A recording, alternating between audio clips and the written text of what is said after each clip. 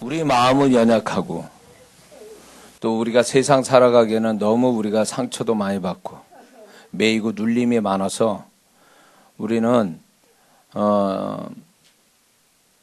사실은 겉은 멀쩡해도 속은 골병 들어가면서 사는 거예요. 근데 그것을 계속 간직하고 내면에 가지고 있으면 그 사람은 결국은 전도서의 말씀처럼 미친 마음 가지고 살다가 죽는 거예요. 그때 후회하고.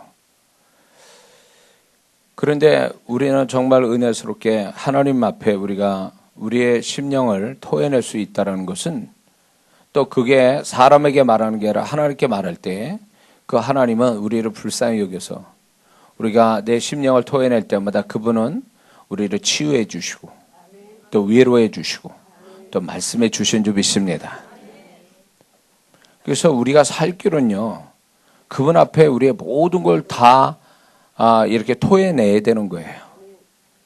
근데 예수 믿는 사람들이 그렇게 살지 않으니까 세상 사람보다 더 이상하게 살게 돼 있는 거죠. 그래서 우리 예수 믿는 사람들이 저는 이제 다윗의 시편을 굉장히 강력하게 이제 읽으라고 얘기하는데 다윗만큼 처절하게 정말 진짜 힘들고 위태로운 삶을 산 사람이 없어요.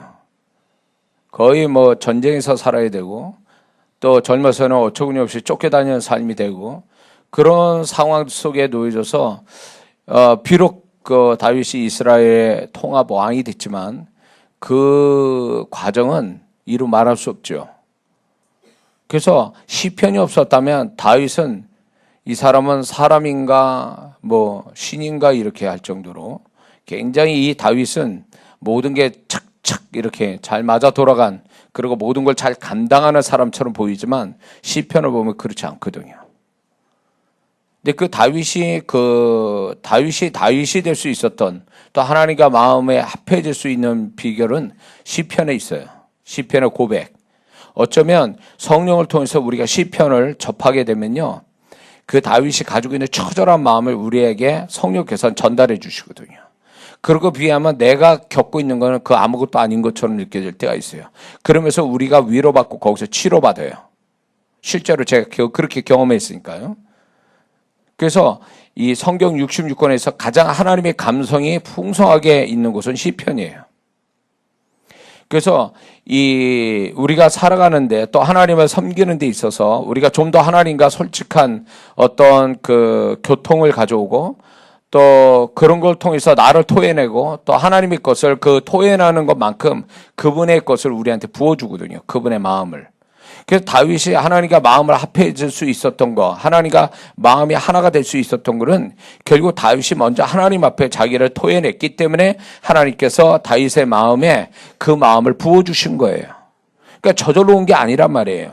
그래서 하나님의 마음이 부어지기 전에 내가 먼저 하나님께 마음을 토해내는 것이 전제 조건이 돼야 되는 거예요. 그래서 오늘날 성도들이 하나님께 자기 마음을 토해내는 거에 대해서 두 가지 형태의 성도가 있습니다. 아예 안 해요. 안 한 사람이 있고요. 두 번째는 합니다. 근데 해도 시원찮아요. 왜? 그게 하나님께 마음을 토해낼 때 성령께서 이끌어 주셔서 그 사람 밑바닥에 있는 것까지 다 훑어내서 그 감정과 함께 이렇게 하나님께 토해내야 되는데 그게 쉽지 않다는 거예요.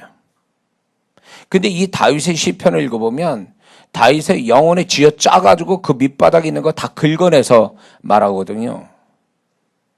그래서 그 하나님이 그 다윗의 그 고백을요 굉장히 좋아하시는 거예요. 왜? 그거는 혼에서 나온 게 아니라 영에서 쥐어 짜서 다 나온 얘기이기 때문에 그래요. 그래서 그 마음을 그렇게 하나님께 보여드린 것만큼 그분이 그 기도를 축복하는데 뭐냐면 그분의 마음을 부어준 거예요. 다윗의 인생이 보면은 이때 하나님이 나타나서 잘해주시면 좋겠는데 라고 하지만 그렇게 나타나질 않거든요. 블레셋 땅에 가가지고 미친 짓 하고 있었잖아요. 침을 흘려가면서 미친 짓 살아남기 위해서. 왜 그렇게까지 다윗을 그렇게 만드셨을까? 그 상황을. 그럴 때에 다윗의 심정은 어땠고 다시 돌아올 때 도망 나왔을 때에 그 다윗의 심정은 어땠을까라는 이런 것들이 결국은 다윗이 그렇게 하나님 허락한 것은 그 심령 안에 밑바닥까지 다 이제 고백되게 만드신 하나님의 하나님의 뜻이 거기 있었던 거예요.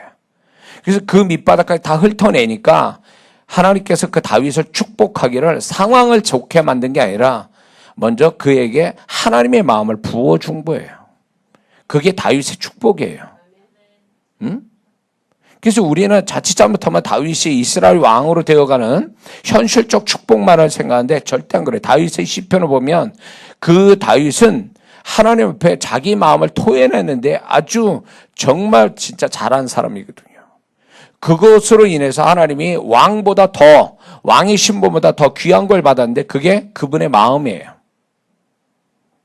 그래서 그분의 마음을 받고 그분의 위로도 받고 그분의 마음을 받은 다음에 그 처음에는 초창기 때는 그분께 묻고 삽니다. 그러나 뒤에 가보면 묻질 않습니다. 왜? 이제 그 마음을 아니까. 그 마음을 쫓아 사니까. 그러니까 그 마음을 알고 살 때는요, 이미 그가 하나님의 마음을 알고 움직이니까 그를 막을 자가 없는 거예요. 그를 형통케 했다고 그러거든요. 그냥 형통이 아니에요. 그게 다윗이 뭐 율법을 잘 지켜서라기보다는 다윗이 그 하나님의 마음을 받고 하나님의 마음을 쫓아 움직이니까 하나님이 그 보증해 줄 수밖에 없는 거예요. 응? 그러니까 이 다윗의 신앙을 잘 봐야 됩니다. 다윗의 신앙을요. 그래서 다윗이 하나님과 마음이 하나가 될 수 있기 위해서 하나님은 다윗을 고통 가운데 있게 하신 거예요. 그래서 시편이 나온 거죠. 그래서 시편을 분석해 보면 시편에 그 정말 하나님이 자기에게 베푸신 은혜와 축복을 감사해서 하나님께 고백하는 찬양하는 그 시편보다도 고통 가운데 하나님께 말한 게 2배나 더 많다는 거 아십니까? 뭘 얘기할까요, 그게? 물론 그 즐거운 찬양, 그 하나님 성품을 찬양하고 이런 거 좋습니다. 그러나 다윗이 다윗 될 수 있었던 거는 그가 고난 속에서 하나님 앞에 자기 마음을 토해내고 그분의 마음을 받는 이 속에서 그가 축복을 받은 거예요. 바울이 될 수 있었던 거는 바울은 원래 가난한 사람이 아니었어요. 엘리트였고 그는 지금으로 말하면 국회의원 같은 젊은 나이에 이미 성공한 사람이에요. 고생을 모르고 산 사람이라고요. 그런데 그 바울이 가난에도 처하고 고린도 후서 11장 23절에서 27절을 보면 바울이 겪는 다양한 그 고난들을 설명하고 있습니다. 거기다 육체의 가시까지 플러스 되죠. 거기다 이방인의 위험과 유대인의 위험까지 사람의 위험, 환경의 위험, 신앙적 위험, 하여튼 뭐 다야 골고루 다 그거를 경험하고 그걸로 인해서 고통받고 있었던 사람이에요. 근데 그 바울이 그 고통이 있었기 때문에 이제 그분과 더 친밀함을 나누고 그분의 마음을 알기를 힘썼던 그 결과가 뭐냐면 바울은 그가 말한 거 행한 것이 다 주님이 하신 걸로 인정하시는 거죠. 그래서 성경으로 그가 말한 걸 다 성경으로 인정하시고 그가 행한 걸 사도행전에서 나오는 거죠. 이 영광이에요, 이게. 바울이 마지막에 순교당했잖아요. 그 바울 곁에는 아무도 없었어요. 누가 외에는 없다고 그랬어요. 실패한 거 아니에요. 예수님처럼. 실패했잖아요. 그렇게 젊은 청춘을 주님께 미쳐가지고 살았던 바울이 결국 끝내는 뭐만 남았어요? 동역자 누가밖에 없어요. 감옥에 있어요. 순교당해요. 그러면 철저하게 실패한 인생이잖아요. 그런데 하나님 앞에는 실패한 자가 아니라 그는 주님 다음으로 존귀함을 받는 사람이 됐다 그 얘기예요. 뭐 때문에? 고난 때문에 그런 거예요. 고난 때문에. 고난 자체가 축복이 아니라 고난을 통하여 그가 주님을 알고 주님과 연합되는 법을 배웠기 때문에 그런 거예요. 그래서 우리가 이 한 해를 또 살아갈 때 많은 어려움들이 있을 겁니다.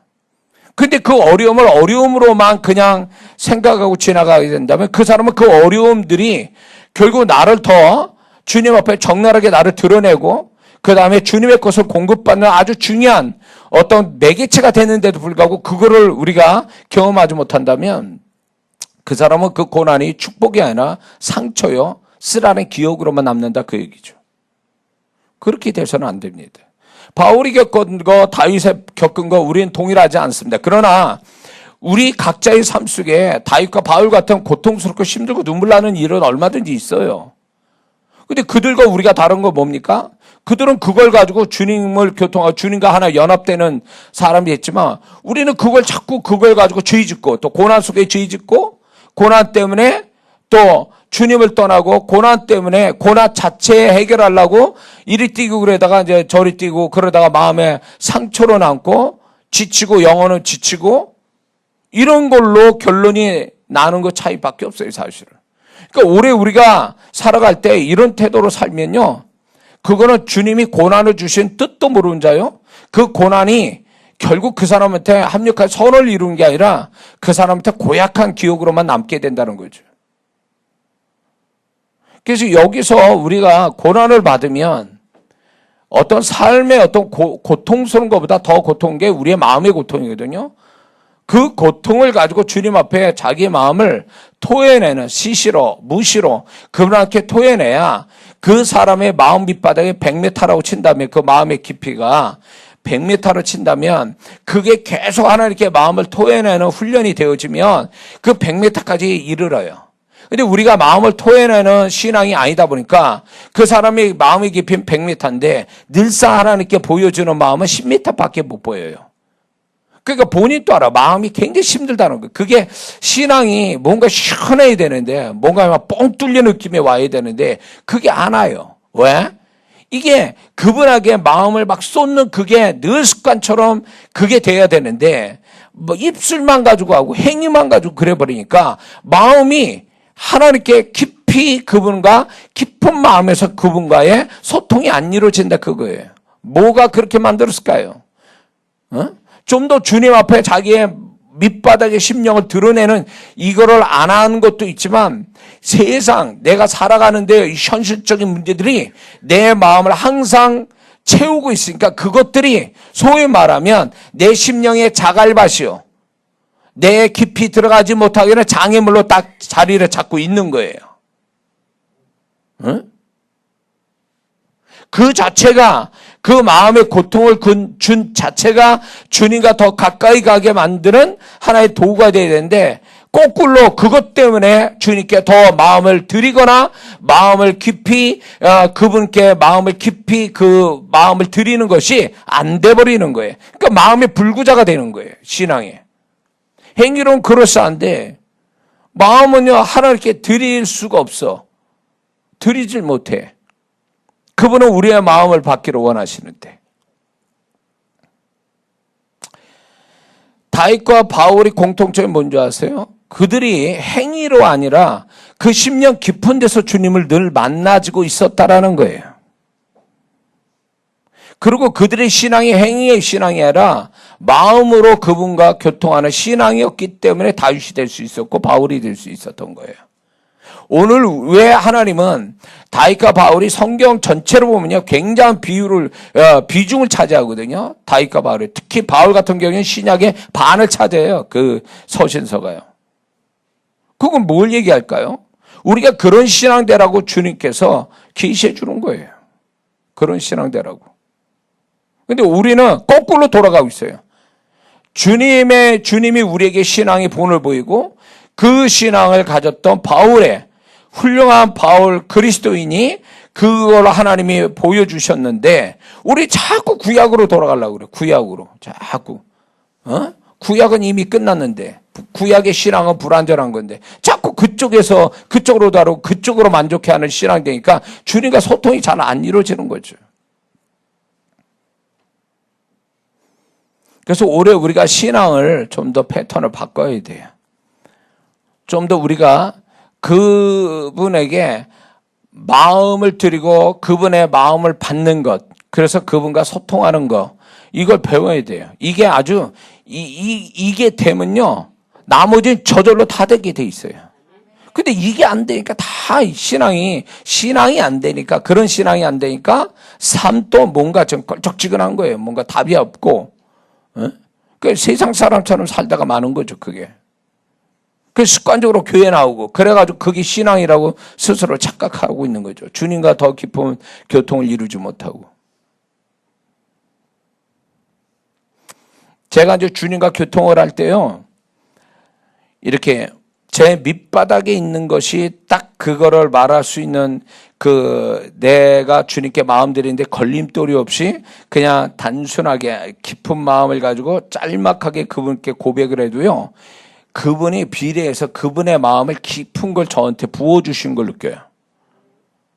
그러니까 이게 정말 이게 행복이에요. 정말 이게 진짜 세상 다 가진 어떤 느낌을 갖게 만들어줘요.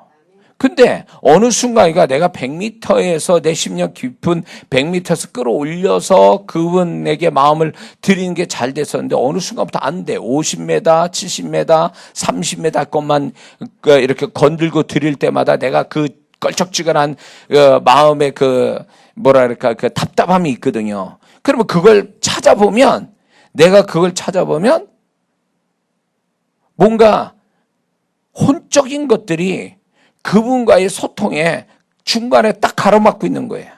마음의 깊은 것까지 가지 못하도록 장애를 딱 중간에 딱 장애물을 놓고 있는 것 같은 느낌을 받아요. 그랬을 때 우리가 그런 것들이 내 마음에 장애물처럼 이렇게 걸쳐져 있으면 그걸 어떻게든 해결을 해야 되거든요. 그게 내가 주님과 사이에 방해물이 되지 않게 끊임없이 그것이 치워지는, 그래서 주님과 나 사이가 깊은 그분과의 관계에 중간에 어떤 것도 나를 방해하지 못하게 만드는 이게요, 굉장히 어려운 듯하면서 쉬운 거예요, 사실은 이게. 그래서 그분의 음성 듣고 그분의 마음을 받고 이렇게 살면요, 겁나는 게 없는 거예요. 세상 살아가는데 겁나는 게 없어요. 서러울 것도 없고 상처받을 것도 없고 아쉬울 것도 없어, 사실은.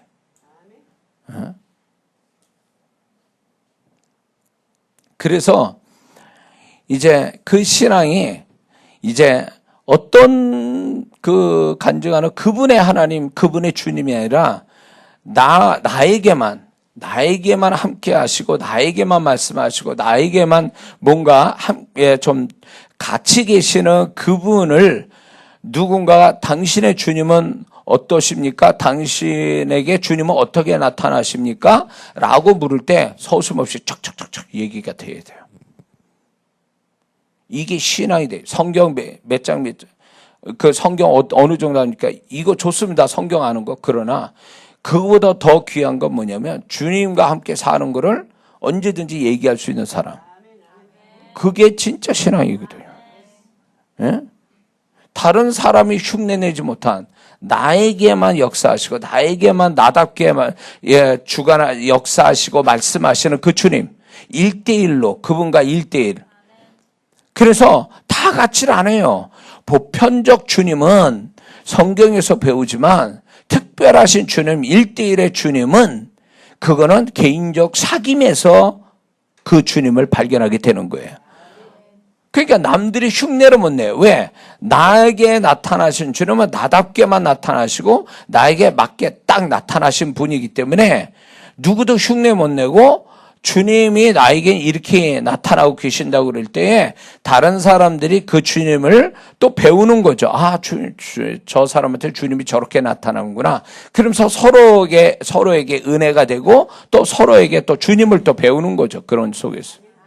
이게 신앙의 아주 중요한 핵심입니다. 말씀을 가지고 우리가 주님을 알아가는 거 좋습니다. 그러나 그 말씀은 과거의 주님이시잖아요. 현재의 주님을 같이 우리가 동시에 그분을 알아야 되는 게 신앙이잖아요. 근데 자꾸 과거형의 신앙만 돼서는 안 된다, 그 얘기예요.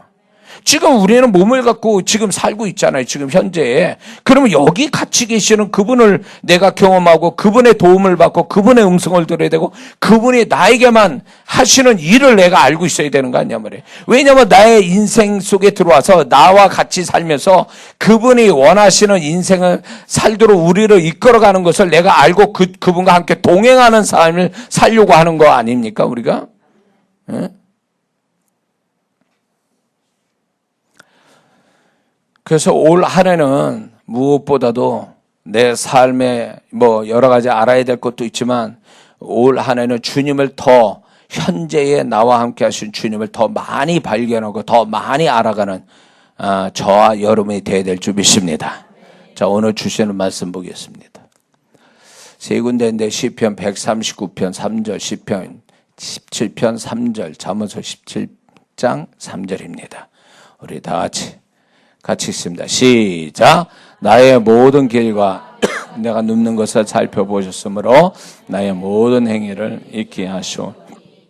주께서 내 마음을 시험하시고 도가니는 은을 풀무는 금을 연단하거니와 여호와는 마음을 연단하시느니라. 아멘. 말씀의 제목은요. 시작. 새해 우리의 마음을 다루실 하나님. 자, 이런 제목으로 같이 나눕니다.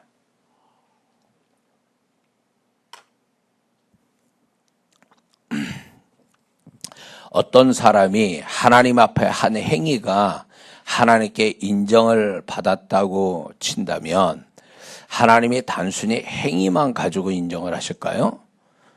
그렇지 않습니다. 여기서 중요한 걸 우리가 깨달아야 됩니다. 그게 뭐냐면 하나님이 우리의 행위를 인정하셨다면 그 전에 그 행위를 가져오는 그 사람 마음을 인정해 주셨다는 뜻과 같아요. 그래서 그 마음을 인정받지 못하면 행위도 인정 못 받습니다. 그렇기 때문에 우리의 신앙은 행위만 가지고 하나님께 명함 내밀었다가는 그 사람 큰 실수하는 겁니다.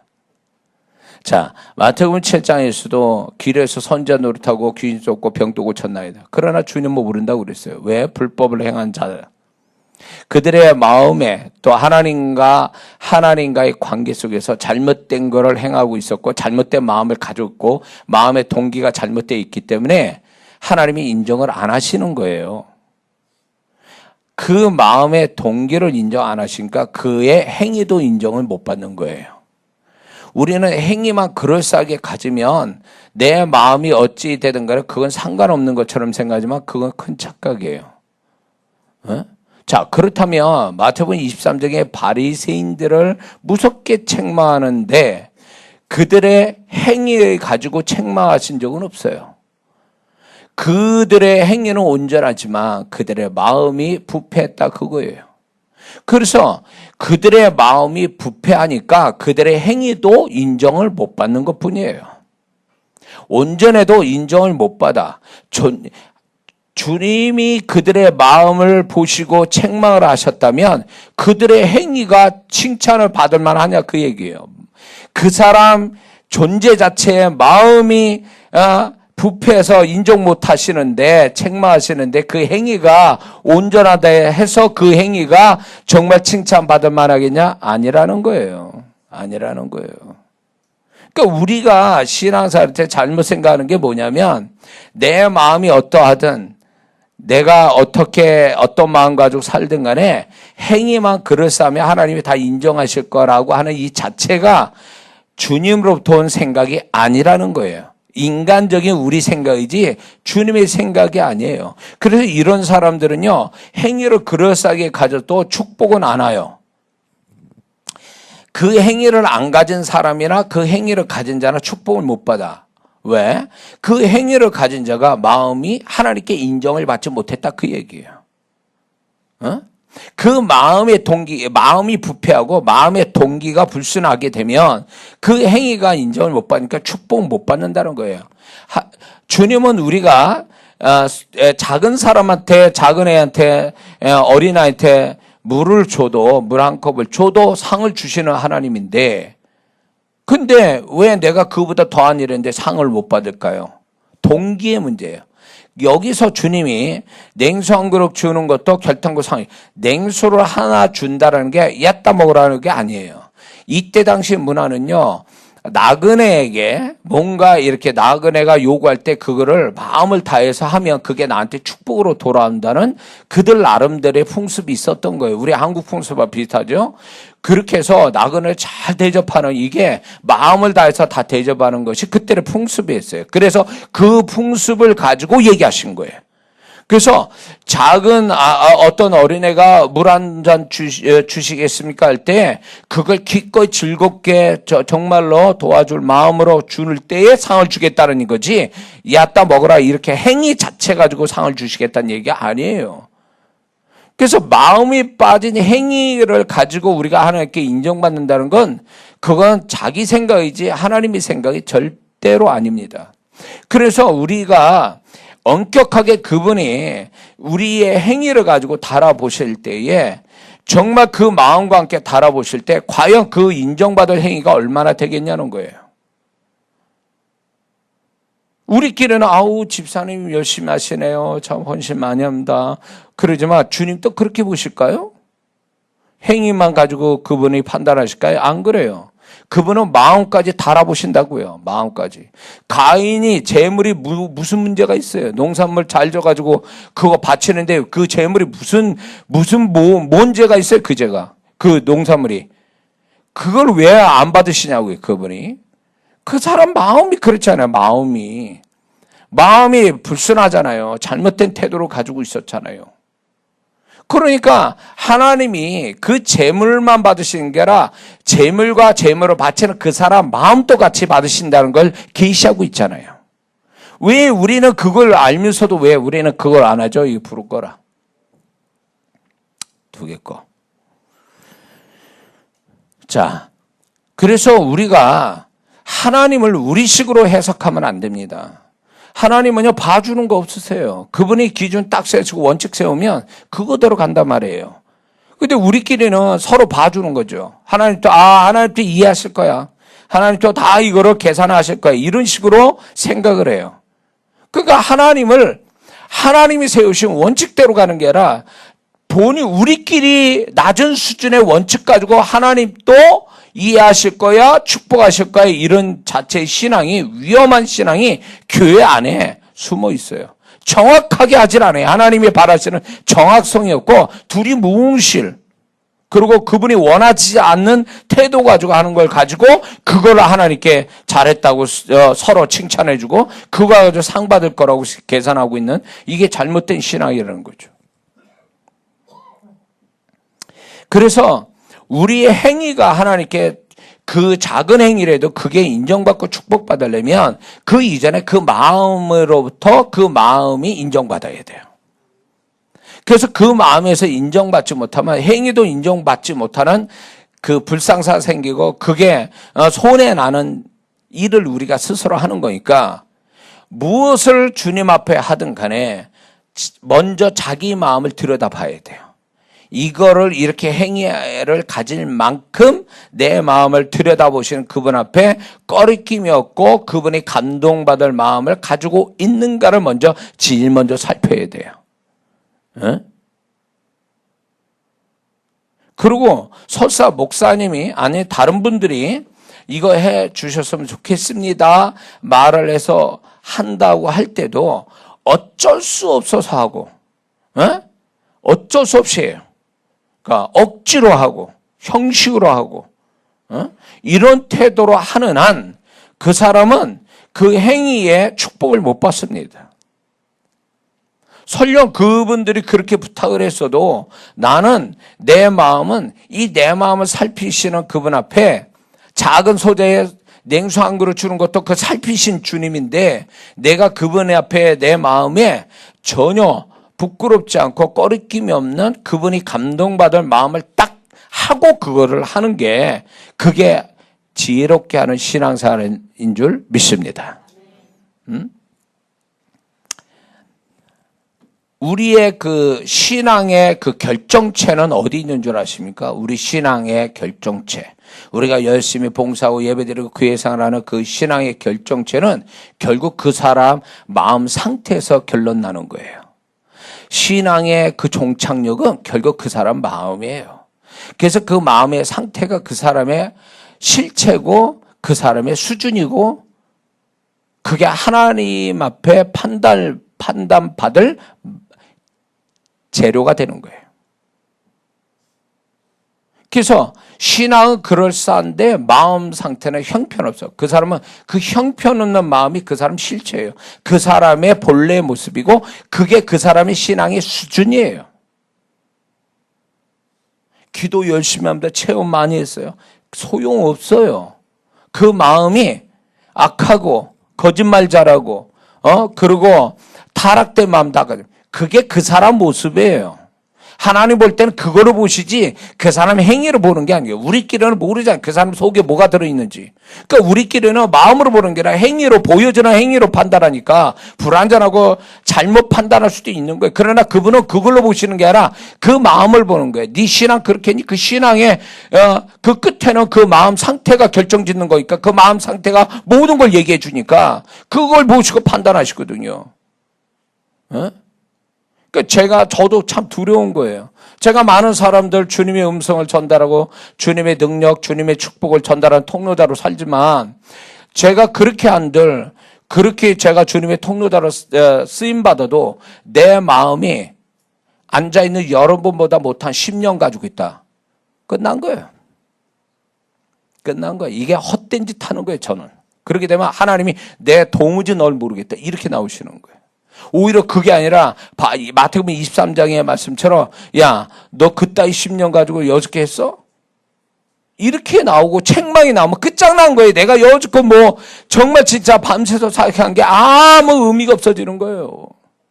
왜? 그분은 내가 얼마나 밤새서 사역하고 얼마나 피곤하게 하나님 일했냐가 그걸로 보시는 게 아니라 네 그걸로 인해서 네 심령이 어떠한가를 보신다 그 얘기예요. 너 그렇게 해서 앉아있는 성도보다 배나 좋아졌니? 그러면 그분이 인정을 하시겠죠. 그러니까 그럴 만한 자격이 되는 거죠.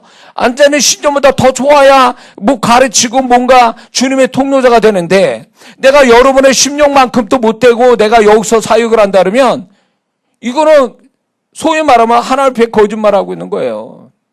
그리고 하나님 앞에 수준 낮은 자가 된 거예요. 능력 나오면 뭐해? 내 심령이 여러분보다 심령 못해서 그분이 볼 때 내 심령 보고 책망하시는데 그러면 끝난 거 아니에요? 무섭다 말이에요. 그래서 어떤 때는 주님이 야, 내가 너를 쓴다고 그래서 교만하지 마라. 어? 그러면서 꼭 그 집회 때마다 어떻게 보면 나에게 또 어떤 뭐랄까 나를 자극하는 성도들이 가끔가다 나타나요. 그 성도 누구냐? 나보다 심령이 더 좋아. 굉장히 은혜스러운 심령을 가진 분이 있어요. 제가 영혼을 내서 이렇게 보는 사람이다 보니까 그 사람의 심령을 내가 보기도 하지만 주님이 저 사람을 어떻게 생각하는지까지 내가 아니까 그 주님이 왜 그걸 나한테 경험시킬까 할 때 까불지 마라 너. 네가 그렇게 능력 나온다서 너 잘난 거 아니야. 저 심령만큼 되니 네가? 저 앉아서 나한테 너에게 너 입에서 나오는 나의 음성 가지고 은혜 받는 그 사람이 너보다 못해서 저렇게 앉아 있는 거 같니? 이렇게 하시는 거예요. 무서워요. 자랑하지 마라. 교만하지 마라. 어?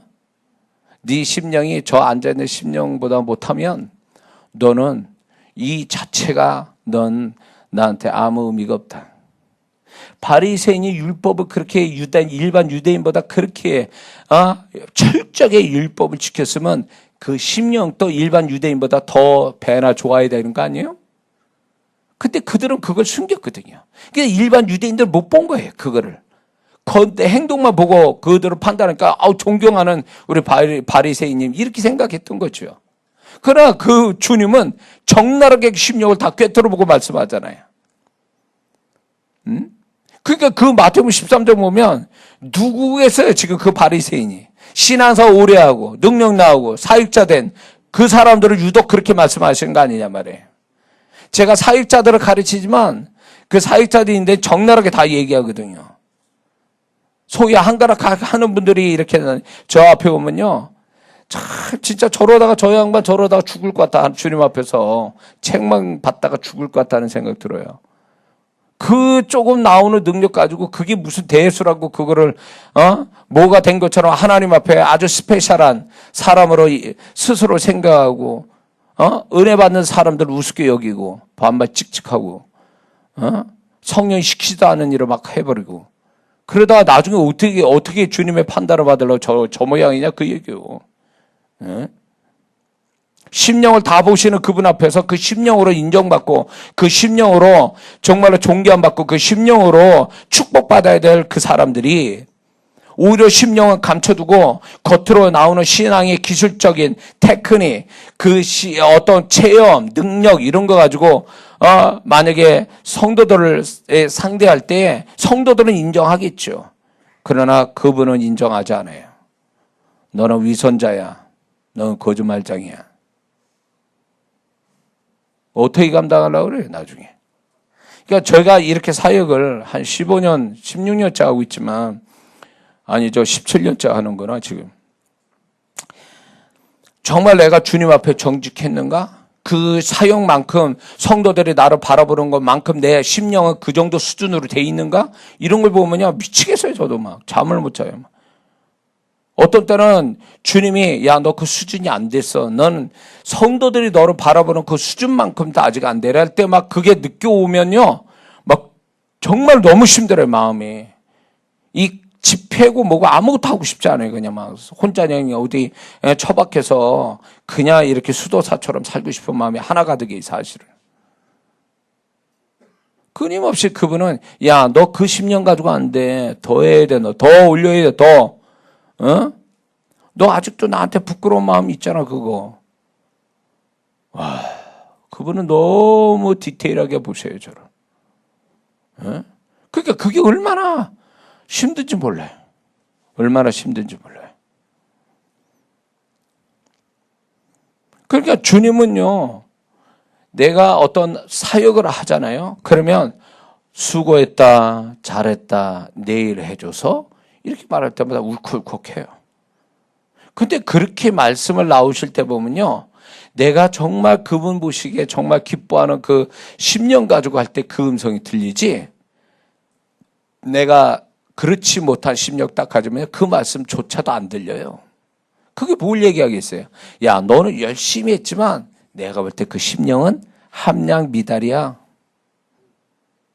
그래서 인정 못해. 너는 불합격이야. 이번 집회는. 아주 그분은요, 냉정하세요. 그러니까 아무리 제가 뭐 제게서 능력 나오고 그분의 음성이 나오고 막 죽은 자를 버덕버덕 살린다 해도 그게 나하고 무슨 상관이에요. 내가 그 일로 인해서 내 심령의 수준이 높아지지 않으면 나하고 아무 상관없는 일이에요. 그거는 아무 상관없는 일이라고. 에? 여러분들이 지금 지금 심령의 수준이 어쩔지 모르지만 올 이 한 해 살아가면서 심령 수준 떨어지면요, 무슨 일이 발생하냐면 심령 지금보다 수준이 떨어지면 축복도 그만큼 수준이 떨어져요. 주님의 손길이 그만큼 떨어져요. 심령 수준이 떨어지면 죄하고 가까워져요. 심령 수준이 떨어지면 귀신이 들러붙을 확률이 높아요. 그걸 아시고 사셔야 돼요. 왜? 그 사람 마음에서 끝나는 게 아니라 그 마음이 현실로 나오거든요. 그리고 그 마음이 하나님께 좀 더 수준이 있어야 그분이 그 마음을 보며 기뻐하시고 그 마음을 지켜주시려고 막 애쓰시는 주님이 나타나는데, 그 마음의 수준이 툭툭툭 떨어지기 시작하면요, 어떻게 보면 주님이 내버려 두시는 것 같은 느낌 받아요. 응? 그러면 이건 끝장나는 거예요, 이게. 그래가지고 어디까지 가야 되냐. 바닥을 쳐가지고, 이제 사단에 밥대가지고, 하여튼 고생하고, 그러고 이제 살려달라고, 심령 세워서 뭔가 좀 수준 있게 심령을 세우려고 살려달라고 막 그럴 때 그때 붙잡아 주시거든요.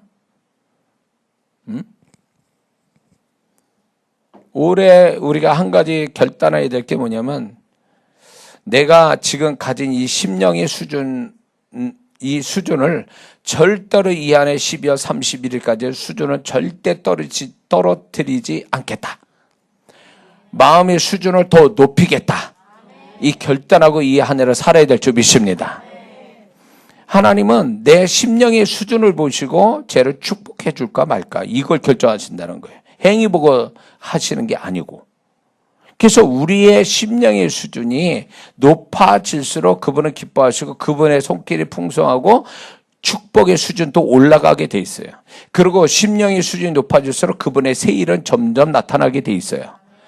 심령에서 결정이 나는 거예요. 그 사람의 행위에서 결정 나는 게 아니라.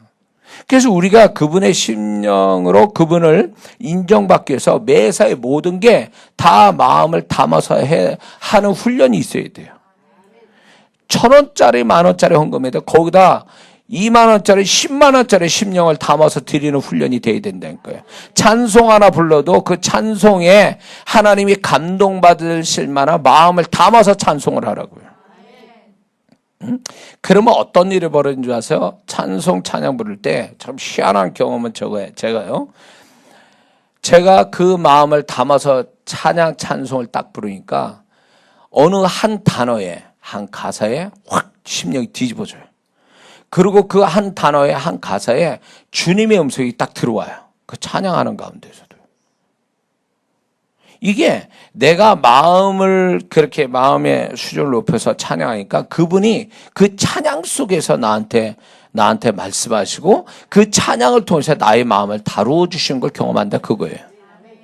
근데 찬양을 1시간 내내 불러도 심령을 하나도 뭔가 와닿는 거 없고 그냥 지치기만 하고 뭐 이런 식의 태도면 그 사람은 마음을 담아서 찬양을 하지 않았다라는 얘기예요. 우리 한국 사람은 양을 너무 많이 따져요. 양 많은 거 못 먹고 못 살아서 그런지 하여튼 양 많은 걸 따져. 그러나 이제 어느 정도 우리가 살만하니까 질을 따져야 된다. 질을. 그것처럼 우리가 신앙이에요. 양을 따질 게 아니라 지금은 이제 신앙의 질을 따져야 되는데 그 질적인 수준이 바로 마음의 수준을 얘기하는 거예요. 마음의 수준.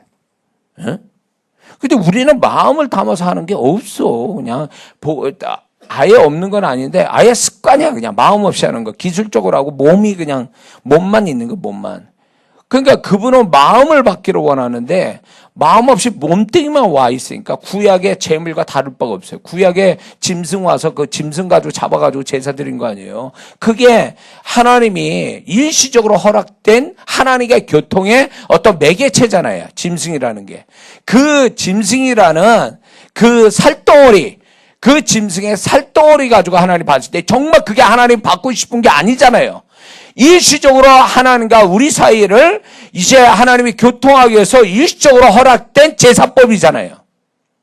근데 오늘날에도 하나님과 우리 사이를 몸뚱이 가지고 한대요. 몸뚱이. 이 몸만 가지고 하나님께 드리는 거예요. 그러니까 이게 구약의 제사법하고 뭐가 다르냐 말이에요. 신약의 제사법은요, 신약의 표현대로면 신약의 예배는요, 마음으로 드려서 마음으로 하나님을 기쁘시게 하는 게 신약의 예배지. 구약은 몸뚱이 가지고 살덩이 가지고 드리는 것이었다면 신약은 마음으로 드리는 예배란 말이에요. 마음으로. 근데 마음은 없어. 그냥 와가지고 졸고나 있고 부르다 말고 찬송도 부르다 설교도 듣다 말다 막 이렇게 하니 그 마음을 드림이 없으니까 그분이 받으시는 게 없으니까 부어주시는 게 또 없는 거죠. 그래서 같은 예배를 드려도 축복을 받기는 각각 달라요. 똑같이 오지 않아요. 우리가 모여서 예배만 드릴 뿐이지 받으신 건 각각 받으시는 거예요. 각각 또 축복하시는 거예요. 그 차이가 뭐겠냐 말이에요. 몸뚱이로 드리냐 마음으로 드리냐 그 차이 아니겠어요? 제가 미국에서 이제 그 전에 한참 사역도 하고 미국 유명한 집회도 다니고 이렇게 참석해서 은혜 받으러 다닐 때 그때 이제 제가 경험했던 게 그 사람 태도는 자유분방하다 보니까 너무 자유롭게 하다 보니까 이건 이 사람들이 이거는 무슨 놀러 온 사람들인지 예배 드리는 사람인지 구분이 없어요. 옷차림새도 그렇고 예배 드리는 자세도 그렇고 그래요. 시작 전에는 우리 태국신 목사님이 미국에서 오래 사셨으니까 아실 거예요. 그런데 저 사람들이 하나님에 대한 태도가 불량해 저거. 우리식으로 보면 저거는 내쫓아야 되는데 과거에 제가 목회 시작할 때에 그 예수 믿은 지 얼마 안 된 친구가 주일날 여름 때인 것 같아요. 이 친구가 쓰레빠 신고 반바지 입고 오더라고요. 교회를. 그런데 불렀어. 야, 너는 하나님께 드리는데 그런 태도를 드리니 집에 가라. 집에 가서 다시 옷 입고 와. 그래서 내쫓았어요. 그래서 그 친구가 옷 입고 다시 와서 예배 드린 적이 있어요. 그러니까 자세가 똑바로 해야지. 그래서 이제 한국 사람의 개념으로 그 사람들 예배 드리는 거 보니까 이게 예배 드리는 것 같질 않아. 근데 놀라운 거냐. 예배가 딱 시작됐어요. 그 껄렁껄렁하게 왔던 그 사람들. 한쪽에는 커피 하나 딱 이렇게 들고 와서 옆 사람하고 떠들고 막 이렇게. 와, 근데 예배 드리는데 그 집중력이 대단하더만요. 내가 깜짝 놀랐어요. 이렇게 사람이 달라질 수 있나? 자세는 자유로운데 그 사람들의 마음은 예배에 완전히 몰입되어 있는 거예요. 그리고 앞에서 인도하신 목사님이 딱 그 치유를 선포한데 이거로 뭐 100% 영혼이 딱 믿어지니까 이 옆에서 이상하게 이거 들고 있었던 사람이 간증을 하러 나가는 거예요. 또 치유받았다고. 와, 이게 뭐야 이게 도대체. 우리는 땀 흘려 기도해도 이런 일이 벌어질까 말까인데. 그래서 그걸 보면서 야, 이 사람들은 정말 예배를 예배답게 드리려고 마음을 쏟아붓는구나. 이게 마음을 쏟아붓어. 이게 우리하고 다른. 제가 집회 인도할 때 저만큼 기도 많이 시키고 집회하는 집회도 그렇게 많지 않거든요. 그러니까 막 이렇게 열심히 해. 그 열심히 해가지고 이제 땀 흘리면서 기도하니까 제가 안수하면 뭐가 나오겠죠. 딱 안수해 보면 감각이 없어. 아무 느낌도 없어. 뭐야 이 사람 뭐 한 거야? 이럴까 기도한 게. 뭘 했다는 거야 도대체. 뭔가 마음을 안 쏟아요. 정말 쏟아야 될 때 안 쏟고 딴짓하고 있는 거예요. 그러니까 성령께서는 얼마나 그분이 인격적이고 민감하신지 생각 반영을 딱 틀어도요. 벌써 그분의 손길이 달라져요. 달라져. 심지어는 이런 경험이 있어요. 제가 이제 지금 오늘 아까 기도하는데 갑자기 뭐 임재가 강하고 그 불처럼 보여줘서 이제 제가 그냥 느닷없이 안수했는데 사실은 이 의자가 이게 문제예요. 이게 의자가. 싹 치우고 했어야 되는 건데 딱 이렇게 제가 안수를 했습니다. 그 임재가 강해서 그래서 들어가는 사람, 그 이미 들어와 있는 사람, 임재가 그런 사람을 손을 댔단 말이에요. 근데 이렇게 제가 이제 사역을 이렇게 하다가 어느 분이 보인 거예요. 그 불이 머리 위에서부터 들어가는 게 보이는 거예요. 그래서 이제 다시금 그 불을 이분이 실제로 느끼게끔 하기 위해서 성령님을 제 입을 통해서 일하시거든요. 그래서 이제 불 그 안에 있고 불이 또 들어갑니다. 이렇게 얘기를 하고 이러는데 이분이 제가 말한 걸 거짓말로 여기는 거예요. 그리고 딴 생각하고 있더라고요. 분명히 불 받으려고 서 있는데 딴 생각 딱 하고 있는데 이런 생각하는 거예요. 내가 언제까지 이러고 있지? 이러고 생각이 말로 저한테 들려오는 거예요. 그러니까 성령께서 불이 위로부터 이렇게 내려오는데 그 사람의 머리부터 이제 들어가려고 머리 위에 또 이렇게 내려오는데 그 사람이 딴 생각이니까요. 위에서 머물러 있다가 옆으로 이렇게 퍼지더라고요. 이렇게. 안 들어와요. 그 사람 심령으로 들어와야 되는데 안 들어와. 그래서 제가 그걸 보았어요. 보아서 제가 그 생각의 소리를 얘기했어요. 아니 지금 내가 거짓말 하냐고. 성령께서 지금 오셔서 부어주시려고 하는 그 성령의 불을 받아야 되는데 왜 지금 내가 왜 이러냐고 자꾸 그렇게 생각하면 어떡하냐 그러니까 이분이 막 얼굴 빨개져가지고 생각을 읽으니까요. 그러니까 집중하세요. 주님, 내가 거짓말 안 하니까 내가 보고하는 거니까 받으세요. 그러니까 이분이 이제 그때 이제 정신을 차린 거예요. 그래가지고 이제 받겠다라는 마음으로 딱 마음을 여니까 그때 불이 훅 하고 들어가면서 넘어지는 거예요. 바로 그냥 뒤로. 자기도 모르게 뻥 넘어졌어요. 뭘까요? 성령님은 내 인격을 존중하시고요. 그분은 인격적 동의가 있을 때, 기쁘게 동의하실 때 역사하세요. 그건 뭐의 원리냐면, 예수 믿으세요. 안 믿습니다.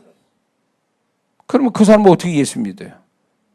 하나님이 그 사람 구원 못 시켜요.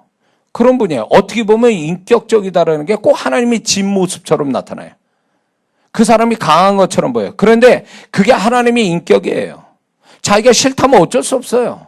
하나님 또 그래? 그렇게 할래? 그러면 그래 난 너에게 던서 내가 널 요구 못하지. 그러면 나는 이제 너에 대해서 나는 이제 스톱하겠다. 그거거든요. 왜 하나님 나한테 역사를 안 하십니까? 네가 역사하길 바랬니? 이런 게. 어떤 사람은 이렇게 생각해요. 자, 이런 분이 자주 있어서 제가 도움될까 여러분에 말씀드리는데 이분은 과거에 자기가 성령 체험했던 게 있어요. 근데 이게 이분은 항상 그게 진리처럼 기준처럼 돼 있어요. 그게 기준이야. 그래서 꼭 그렇게 와야 돼, 그분은. 그렇지 않고 다르게 오면 이건 아니야. 가짜야. 이러니까 아니 내가 영화를 열어서 그분이 영화를 열어 보면서 사역을 해주는데도 이분은 머릿속에 고정관념이 있는 거예요. 나는 이렇게 받아야 되고 그분은 이렇게 역사해야 돼. 라는 게 딱 공식처럼 돼 있으니까 성령이 다르게 오셔서 다르게 만지시는데도 이분이 그 고정관념이 딱 박혀 있으니까요. 안 돼요. 결국 그분은요, 내가 그 설명을 했어요. 그리고 저를 신뢰하세요. 제가 영화 열어서 보셨잖아요. 제가 영화 열려서 사역할 때 어떤 일이 벌어졌는지. 그러면 목사님 또 그걸 저를 신뢰해 주세요. 그리고 과거의 기준은 과거 때 그렇게 역사한 거지 지금도 그렇게 역사하진 않아요. 그분은 다르게 또 역사할 수 있으니까 그걸 믿으셔야 돼요. 그걸 받아들이셔야 돼요. 근데 이분이 워낙 이 성격이 자존심도 강하고 이따 고집도 세시고 그러니까 그 고정관념 못 버리시더라고요. 그래서 다른 사람은 같은 현장에서 제가 사역할 때 성령이 불러 뭐 은사도 받고 치유도 받고 귀신도 나가고 다 하고 있는데 이분은 맹숭맹숭한 거예요. 왜? 자기가 가진 고정관념 때문에 그래요. 아예 여기 있는 사람이 싹 다 그 성령의 불을 못 받고 그런 일이 없었다면 내가 거짓말하는 거예요. 불이 왔는데 만약에 아무도 반응이 없어. 그럼 내가 거짓말하는 거죠. 제가 쇼하는 거죠. 근데 불이 왔다고 해서 사역할 때마다 사람들이 불 받아서 느낌이 뜨겁다, 뭐 시원하다, 힘이 뻗친다, 막 정신없다, 막 이런 현상이라면서 그 다음에 오는 내적인 거, 뭐 외적인 것들은 막 이렇게 나타나고 있는데 그 사람만 맹숭맹숭하다면 그 사람이 문제인 거 아니에요? 그 사람만 못 받은 거지. 잔독대 비가 한참 쏟아지는데 장독대 뚜껑 닫힌 거와 뭐가 다를 바 있어요? 그 사람만 뚜껑 닫아놓으면 아무것도 못 받지. 소나기가 그렇게 쏟아져도. 그러니까 그분의 인격을 믿어야 되거든요. 그분은 어디에나 충만한데 과거에 우리가 구원받을 때는 왜 이게 이 얘기가 할 게 아닌데. 야, 심상치 않다. 이제 그분은 우리가 구원받을 때 그분이 우리의 영을 구원시켰잖아요. 그분은 영에다 역사하셨잖아요. 그래서 우리가 알 수가 없어요. 느낌이 없어요. 그분이 우리의 영을 바꿔주신 거. 그래서 성령님은 우리의 영에 작용했기 때문에 성령님이 역사하는지 그걸 몰라요. 근데 고린도서에 뭐라 했습니까? 성령의 안식은 예수를 주라 시인하지 못한다 그랬거든요. 그리고 성령님은 우리 가운데 들어오셨는데 영의 역사하니까 감지를 못한 거예요. 그러니까 이렇게 되니까 성령 오셨는데 우리는 감지를 못하니까 성령님이 두 번째 하신 일은 뭐냐면 혼외와 육체 가운데 역사하시는 거예요. 그게 사도행전 2장에서 나타나잖아요. 그들은 구원받은 자였으나 그들의 혼과 육체 가운데 성령이 불러오는 것을 감지를 그동안 그전에는 못 봤다가 그 사도행전 2장에서 그 혼과 육체 가운데 성령이 오셨잖아요. 불러오니까 그들이 확 뒤집어졌잖아요. 생각이 바뀌었잖아요. 신앙이 바뀌고 그 불로 말미암아 은사가 나타나기 시작했잖아요. 그 사도행전 2장에 오신 성령이 오늘 또 우리가 정말로 내가 성령으로 구원받고 영에 구원받고 그게 혼과 육체 가운데 우리에게 더 강렬하게 나타나서 꼭 하나님이 천지창조에서 하늘에 계셨지만 그분이 땅에도 내려오시고 그러다 심지어는 그 신약에 와서는 육체로 입고 오신 하나님이었잖아요. 전에는 출애굽기에서는 시내산에서 내려오신 하나님이었잖아요. 그걸로 이제 모자라서 이제 육체로 입고 이 땅에 오신 분이 성자 하나님이시잖아요. 그것도 모자라서 우리 마음 안에까지 들어오셨잖아요. 결국 우리를 체험시키고 가까이 오시려고 하는 거잖아요. 성령님이 그런 분이란 말이에요. 성령님이. 우리에게 더 가까이, 더 체험적인, 더 알 수 있는 성령으로 역사하려고 지금 우리 왔단 말이에요. 그 성령으로 말미암아 20세기에 그 전 세계적인 영적 대각성, 신앙의 부흥이 일어나는 핵심은 성령이 오신 데서요. 그 성령이 혼과 육체 가운데 오신 데서 드디어 이제 신앙이 사도행전 현대판 20세기에 사도행전 2장에 나타나기 시작한 거예요. 그때부터.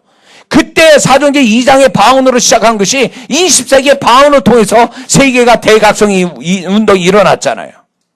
그러니까 오늘날에도 우리가 신앙이 주님 오실 직전에 우리 신앙이 참 좋아져야 되는데 이게 우리 힘으로 노력 가지고 되는 게 아니란 말이에요. 성령이 정말 사도행전의 불처럼 와서 우리를 막 생각 뒤집어 놓고 우리의 신앙의 모습도 달라지게 하고 그 불로서 말미암아 성령의 능력도 받고 이렇게 하는 것이 정답인데 오늘날 그 성령의 오심을 사모하지 않는단 말이에요. 성령이 오셨는데 찬송 부르는데 성령이 어느 저쪽에 목회자 모임 저 아래 지방에 목회자 모임이 있어서 제가 이제 거기 가서 사역하러 갔어요. 근데 거기서 그분이 이런 거 불러요. 성령이 오셨네. 성령이 오셨네 찬송 부르고 있어. 근데 성령이 오셨네 딱 그런데 정말 성령이 오셨어. 그래가지고 그곳에 성령의 임재가 충만하고 그 안에 성령이 이렇게 임재하신 분들을 보이기 시작한 거예요. 근데 이분들은 찬송만 부르지 그게 진짜로 온다는 걸 모르고 있었던 거예요. 뭐야 이게. 부르면 뭐하냐고 믿질 않는데. 성령에 관한 찬송, 찬양을 부르면서 그 부를 때 오시는 그 안개같이 오시고 구름같이 오시고 불같이 오시는 그 성령님이 나는 보고 얘기하는 건데 그 사람들은 안 믿어요. 찬송, 찬양을 부르지만 그 찬양의 가사를 안 믿어요. 그래서 그분이 오셨는데 저는 봤어요. 앉아서 이렇게 그분들이 이렇게 쭉 있고 나는 가운데서 이렇게 앉았어요. 앞에서 막 찬송 인도하더라고요. 보여. 이제 왔어. 그래서 제가 이제 4시간 내가 따고 왔는데 그 찬송을 믿습니까? 제가 물으니까 믿는다는 거예요. 믿으면 믿음대로 경험이 돼야 되는데 왜 왔는데 그거를 왜 꼭 안 믿는 사람처럼 그걸 왜 모르십니까? 불렀으면 오셨으면 그분이 느껴야지 경험돼야지 왜 그거를 모르는 채 하고 계십니까? 이랬어요. 그래서 대표로 몇 명을 세웠어요. 지금 성령께서 불러 어디에 이렇게 임했는데 그거 아십니까? 그거 모른다는 거예요. 자, 그러면 받으세요. 그리고 이제 제가 사역하기 시작했어요. 그러고 나서 제가 손 타치를 딱 그 가슴 머리에 이제 타치하니까 이분들이 뒤집어지기 시작한 거예요. 그러니까 그분들이 이제 비로소 한 거예요. 우리는 믿지 않았구나. 찬송 찬양 부르면서도 그분이 오셨다고 믿고 찬송을 불렀어야 했는데 찬송만 부른 거야. 그분은 왔는데 안 믿어. 안 믿으니까 느낌도 없어. 이게 뭐냐고 이게. 근데 그분이 은혜스럽게 와 계시는 거를 제가 딱 찍어서 하니까 그때부터 이분들이 이제 그거를 이제 믿기 시작한 거예요. 그러면서 성령께서 다양하게 그분들한테 사역을 하기 시작하시더라고요. 저를 통해서. 연속적으로 계속. 그래서 이제 그때 목회자 모임이 또 만들어지고 뭐 이렇게 시작이 됐었습니다. 자, 그분은 우리를 경험시키려고 하는데 마음을 열어야 돼요. 느끼는 조금만 느낌이 와도 그거를 받아들이고 그거를 더 크게 역사하도록 사모하면은 성령님은 알아요. 내 마음과 내 생각의 방향 따라 역사하시는데 그러면 더 크게 역사하는데 그거를 안 믿어버리고 경직돼 있거나 아니면 그냥 무시해버려요. 그러면 성령이 차단돼 버려요. 그냥 절대로 더 이상 진행을 안 시켜요. 그래서 오픈된 마음, 좀 긍정적인 마음, 이런 마음을 가진 자들이 쉽게 성령의 다치를 받습니다. 자, 이해가 되시죠? 자, 이제 곁길로 갔는데 다시 돌아옵니다. 자, 우리가 우리가 살아가면서 올 한 해도 어떤 삶의 문제들을 만나게 될 거예요. 그런데 그 문제가 돈 문제든 건강 문제든 어떤 문제든 간에 그 문제는 문제로서만 하나님이 성립하는 게 아니라 그 문제의 핵심은 우리의 마음을 다루시는 데 있습니다. 우리의 마음이 어떠한가를 들여다보시려고 하시는 거예요. 그리고 우리의 마음의 상태에 따라서 그 문제가 달라질 뿐이에요. 그래서 우리의 마음이 좋으면 그 문제는 그분이 쉽게 풀어가요. 근데 문제를 만나 내 심령이 악해지거나 잘못되면 그 문제로 인해서 문제는 둘째치고 심령이 문제가 생기니까 주님이 그 사람의 심령이 고쳐질 때까지 기다려요. 그 문제가 해결이 안 납니다. 자, 악한 마음 가진 상태에서 문제 해결받았다는 사람 있습니까? 없어요. 절대 하나님 그렇게 일하시잖아요. 그분의 일하심은요, 마음에서부터 시작해서 삶으로 흘러나가게 돼 있어요. 물이 위에서 아래로 흘러가듯이. 근데 그 사람 마음에서부터 문제가 딱 생긴다고 삶의 문제가 해결됩니까? 안 돼요. 그건 죽어다 깨나도 안 됩니다. 근데 왜 이 원리를 모르는지 몰라요. 그러니까 우리가 삶의 문제를 가졌으면 먼저 내 심령이 어떠한가를 들여다보고 하나님이 버려야 될 마음, 내가 고쳐야 될 마음, 그리고 앞으로 더 가져야 될 마음이 뭔가 이거부터 뒤져보고 이걸 물어야 되는데 그걸 묻는 게 아니라 문제만 해결해달라는 거예요. 문제만 해결해달라고. 자기의 마음을 들여다보지 않으려고 해요. 우리의 삶의 문제는요, 나를 더 자세히 마음을 들여다보라고 하시는 하나님의 메시지가 거기 있어요. 그럼 자기 마음을 들여다봐야지. 왜 자꾸 자기는 빼놓고 문제를 얘기하냐 그거예요. 그 문제가 나하고 별개의 것이냐. 나의 문제잖아요. 근데 그분은 나의 문제를 문제로만 보는 게 아니라 문제만 딱 보시는 게 아니라 나도 같이 보신다는 거예요. 나도. 가인과 그 재물 보듯이 나와 그 문제를 같이 보신다는 거예요. 나를 빼놓고 문제만 보는 게 아니고. 근데 자꾸 우리는 기도할 때 나의 문제만 얘기하지 나를 얘기 안 한단 말이에요. 나를. 그러니까 하나님이 주님이 보실 때 너 초점이 틀렸어. 어? 왜 너는 빼놓고 얘기하지? 네 문제인데 네 문제는 너라는 존재로부터 이 존재를 다루기 위해서 문제가 있는 거다 이렇게 얘기하시거든요. 근데 나를 항상 빼놓으니까 뭔가 해답이 안 나와요. 자, 우리의 그 삶의 문제가 마음을 하나님이 뭔가 고치고 마음을 뭔가 수준을 높이기 위해서 하나님이 하신다면 그 문제는 언제 끝날까요? 그분이 원하는 마음, 그분이 원하는 수준의 마음을 딱 가질 때 문제는 끝나게 돼 있어요. 항상 그러더라고요. 근데 마음은 고칠 마음이 없어. 버릴 마음인과 또 가져야 될 마음, 이거를 가져야 되는데 그거를 안 갖고 그냥 문제만 해결해달라고 그러니까 하나님이 그렇게 해결 안 해주시니까 그때는 기도 안 합니다. 기도 안 하고 사람 방법 찾으러 다녀요. 이제 불신앙으로 하는 거죠. 불신앙으로 해결해 보려고 애쓰는 거죠. 그렇게 어쩌저쩌서 되겠죠. 그러나 그 사람은 이미 하나님께 불합격한 거예요. 문제를 주신 하나님의 의도도 모르고 그 문제를 통해서 심령을 다루시는 그분의 뜻도 파쇄된 거고 그 마음의 심령의 수준이 올라갈 때에 주시는 합력하여 선을 이루어주시는 새로운 축복을 못 만나는 거예요. 이게 몇 중에 문제가 생기는지 몰라요. 이게. 왜 마음을 자꾸 다루시려고 그럴까요? 우리 마음을. 그거는 하나님을 이겨먹는 영역이 있는데 온 피조물 중에 유일하게 하나님을 이겨먹는 영역이 하나가 있는데 인간의 마음이에요. 인간의 마음의 영역이 하나님을 이겨먹어요. 그러니까 그 마음이 얼마나 그 하나님이 이기는 마음이니 얼마나 대단한 거예요. 이게 얼마나 또 위험스러운 거예요. 예수 안 믿습니다. 그러면 끝나는 거예요. 그게 뭐예요? 하나님 이겨먹는 거예요. 그게. 그 정도로 우리의 마음이 그 정도로 하나님보다 맞먹는 그 이상의 어떤 영역이라는 거예요. 그래서 하나님이 이 마음을 그분이 다스리고 그분이 주장하기 위해서 우리의 마음을 자꾸 이렇게 우리의 마음을 들여다보시려고 하시는 거거든요.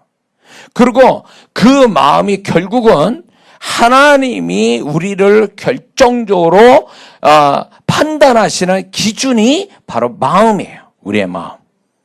행위가 아니에요. 과거에 나 뭐 이것도 저것도 했는데요. 소용없어요. 너 지금 마음 어떠지? 너는 그게 네 마음이 지금 안 좋으면 넌 과거에 한 거 아무것도 없어. 의미가 없어. 는 상도 아니야 그거는. 과거에 제가 뭘 했는데요. 과거에 그랬으면 지금 마음은 또 어때? 그러면 어떠냐 그 지금 마음. 과거에 열심히 하는 그 마음이 지금 마음에 축복을 줬니? 아니면 오히려 더 안 줬니? 그걸 주님이 묻는 거죠.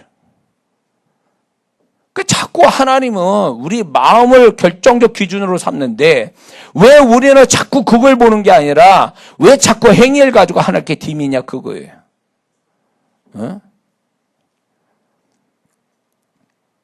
그래서 제가 이렇게 만나는 성도들, 가까우다 만나는 주님이 영화를 넣어서 정말 귀한 성도들을 이렇게 보게 되면요. 그 성도들은요, 하나님께 큰일 한 분들이 아니에요. 큰일 한 분들이 아니에요. 그분들은 하나님께 큰일 한 것도 아니지만 주님이 얼마나 존귀 여기는 사람인지 알 수가 없어요. 그게 딱 와요. 그러면 그 사람들이 그 존귀하게 여기시는 게 뭘까 할 때 그 마음이에요. 딱 그 사람 마음을 들여다보면요. 내가 없는 그 마음을 갖고 있더라고요. 첫째, 그런 사람들의 마음은 하나님 보실 때 투명해요. 그 사람들의 마음은 하나님이 보실 때 정말로 아무 티도 없는 같은 마음을 딱 가지고 있어요. 투명한 마음. 그러니까 존귀함을 받는 거예요. 그게 그 사람이 어떤 일을 했느냐보다 그 사람 마음 상태가 결국 주님이 그를 어떻게 대하시는가 결정 나는 거예요. 결정 나는 거예요. 응? 사울이 왜 하나님 폐기시켰을까요? 불순종해서? 아니요. 그렇게 보면 문제 잘못 보는 거예요. 사울 왕은 이미 그 마음에서 하나님께 불합격한 사람들이에요. 불합격한 사람이에요. 그 불합격한 마음이 결국 불합격에는 어떤 행위를 가져온 거죠. 어? 다윗도 그랬잖아요. 사실은 행위로 불순했잖아요. 그러나 다윗은 달랐어요. 하나님께 다시금 그 마음이 회복되기 위해서 하나님께 철저히 회개하고 그리고 돌이키고 그래서 그 마음이 하나님의 바라시는 마음을 다시 가졌을 때 용서하셨잖아요. 어? 그래서 그를요 이렇게 얘기해요. 그가 우리아의 아내의 그 일 외에는 그가 온전했다 이렇게 얘기하세요. 기가 막힌 거죠. 그러니까 하나님은 다윗의 그런 어떤 행위보다도 다윗이 하나님 앞에 어떤 마음을 가졌는가를 보시고 그렇게 판단하셨다 그거죠. 자, 그리고 우리 마음을 왜 자꾸 이렇게 하나님이 이렇게 관심을 가지시냐면 우리 마음에 사단이 역사해서 그 사람의 존재를 무너뜨리려는 사단의 역사 때문에 그래요, 하나님이. 그러니까 가룟 유다가 그렇게 망하게 된 것도 그 마음에 생각을 넣어줘서 그렇게 된 거예요, 사실은. 그러니까 이 생각이라는 영역, 마음의 생각이라는 영역에 사단이 와서 역사해 보면 그 존재가 다 망가져지니까 하나님이 그 존재가 망가져지지 않게 해서 자꾸 심령을 들여다보시고 그걸 자꾸 우리에게 이렇게 분별시켜 주시려고 하는 것이 거기에 있는 거예요. 네? 그리고 하나님은 무엇보다도 우리의 마음을 받기를 더 원하시기 때문에 우리의 마음을 더 중요시 여기는 거예요. 마음을 받기 원하세요. 제가 전도 집회에 참석해가지고 전도에 관한 찬송을 부르는데 내 너를 위해서 너 나 무엇 주느냐 이 찬송이 있죠. 그게 185장인가 옛날 찬송. 내 너를 위하여 몸버려 피 흘렸구만 넌 나에게 무엇 주느냐. 그럴 때 제가 그 찬송을 딱 부른 순간에 주님께 부르면서 그분께 질문을 했어요. 주님, 저에게서 가장 크게 받으시는 것이 있다면 무엇일까요? 라고 질문을 딱 던지니까 그 찬송 끝나기 전에 분명히 얘기하시더라고요. 나는 네 마음 받는 것이 제일 큰 걸 받는 거다. 네 마음을 내게 다오. 그래서 제가 그때 깨닫는 그 주님의 음성 때문에 내가 뭘 해도 마음을 다해서 해야 되겠다. 마음을 다해서. 율법의 목적이 뭡니까? 마음을 다하고 뜻을 다하고 하나님 사랑하는 거잖아요. 어? 근데 우리는 사랑하는 것까지도 못 가고 그 못 가는 이유가 마음을 다하지 않기 때문에 그래요. 마음으로 하지 않기 때문에 그래요. 마음으로. 그래서 하나님은 우리에게서 마음 받는 걸 가장 크다라고 생각하시는 거예요. 어? 그래야 그분의 마음을 우리한테 부어주기 쉬운데 왜 나는 그분의 마음이 없을까요? 그분에게 마음을 들여본 적이 없어서 그래요. 들여본 적이 없으니 그분의 마음. 이게 기브앤택이에요. 그러니까 그분에게 드려야 그분이 날 줄 텐데 내가 드린 게 없으니까 받는 것도 없는 거예요. 그러니까 이 사람들은 신앙생활 오래 해도 그분께 마음을 드리는 신앙이 아니다 보니까 주님을 느낄 수가 없어. 교회 와서도 딱 앉아서 그냥 순서대로 그냥 불러제키고 그냥 앉아서 이러고 있다가 집에 갈 뿐이지, 거기서 뭐 주님 만났다, 주님의 음성 들었다, 주님의 마음 받았다, 이런 말 한 사람은 얼마나 됩니까? 얼마나. 왜 그럴까? 내가 먼저 그분께 마음을 드리지 않아서 그래요. 제가 주님 떠났다 다시 주님께 돌아오는 그 청년 시절이 있었는데, 그때는 정말 주님 예배 드리는 게 귀하고 찬송 부르는 게 귀하고 주일이 귀하고, 그래서 그 예배 드릴 때마다 참 진짜 이렇게 은혜 주시고 구원해 주시고 날 사랑해 주신 그분 앞에 항상 눈물을 흘렸어요. 6개월 정도를. 그거는 누가 아니면 제 아내가 알아요. 박 목사가 같은 교회에 같이 있었으니까, 청년으로. 그래서 제가 눈물이 참 많았어요. 그때 찬송 불러도 눈물을 흘리고 기도해도 그렇고 설교 듣다도. 왜? 내가 그거에 마음을, 그 말씀에 그 찬송에 마음을 들였거든요. 그러니까 눈물이 그렇게 와. 근데 나는 그때 청년 시절에 그 눈물이 뭔지를 몰랐어. 근데 그 눈물이 내가 이렇게 주님께 마음 드렸을 때 그분이 그걸 기뻐 받으면서 나한테 감동을 주신 눈물이더라고요. 그래서 그 속에서 주님의 마음 많이 받았는데, 야, 6개월 지나가니까요, 마음 드림이 습관이 되니까 마음 드림이 없더라고. 눈물도 없어 그때는. 그리고 목사님 설교가 달콤하고 막 그 안에서 주님 음성 막 들었는데, 그때는 자꾸 내가 목사님 설교를 판단하고 있더라고. 분석하고 있고. 야, 이게 똑같은 모습. 아, 이 목사님 설교를 저렇게 못하지? 라고 하는 게, 그전에도 잘 못하셨어, 사실은. 근데 나는 그게 주님의 음성으로 너무너무 은혜스러웠거든요. 아니, 그 똑같은 목사님인데 왜 그렇게 됐을까? 나중에는 목사님의 문제 알아. 아, 내가 습관이 되기 시작했구나. 습관이. 그래서 이 몸의 습관이 결국 마음 드리는 거에 실패했구나. 마음 드림이 없으니까 이제 이게 뭡니까? 이제 뭐가 오냐면 지겨운 거예요. 이제 그다음부터 자꾸 판단하게 되고 주변을 의식하고 막 이런 데에 몰두하고 있는 거예요. 그전에는 막 주님께 마음 드림이 뭐 1시간 예배 드리는데, 자, 마음 드리는 예배를 드리면요, 사실 마음 드리면서 예배 드리면 힘들어요. 사실은 마음까지 드려야 되니까. 그래서 마음 드리고 딱 예배 맞추면요, 머리가 띵해요. 어지러워. 마음 집중해서 몰입해서 막 드려야 되니까 남 의식하지 않고, 그분이 막 감동받으면 눈물 흘리면 눈물 흘리고 막 그냥 목사님 설교하면 거기에 막 빨려 들어가고 막 이러고 다니니까, 이 예배를 마치고 나면요, 영적으로는 굉장히 힘을 얻고 좋은데 육적으로는 막 이게 지쳐요. 막 이게 몰입하다 보니까, 집중하다 보니까. 근데 그것이 결국 내 영혼을 아주 강건하게 만들어주고, 그게 주님의 마음을 더 많이 받게 되고 주님과 소통을 이루어지는 중요한 게 됐다, 그거예요. 근데 오늘날 성도들이 주님께 마음 드림이 귀찮은 거예요. 힘들고 집중해야 되니까, 마음 드려야 되니까. 그러니까 이제 대충 하는 거죠, 습관에. 그러다 보니까 주님과의 교제가 딱 끊어지는 거예요. 그분의 마음을 못 받는 거예요, 그다음부터는.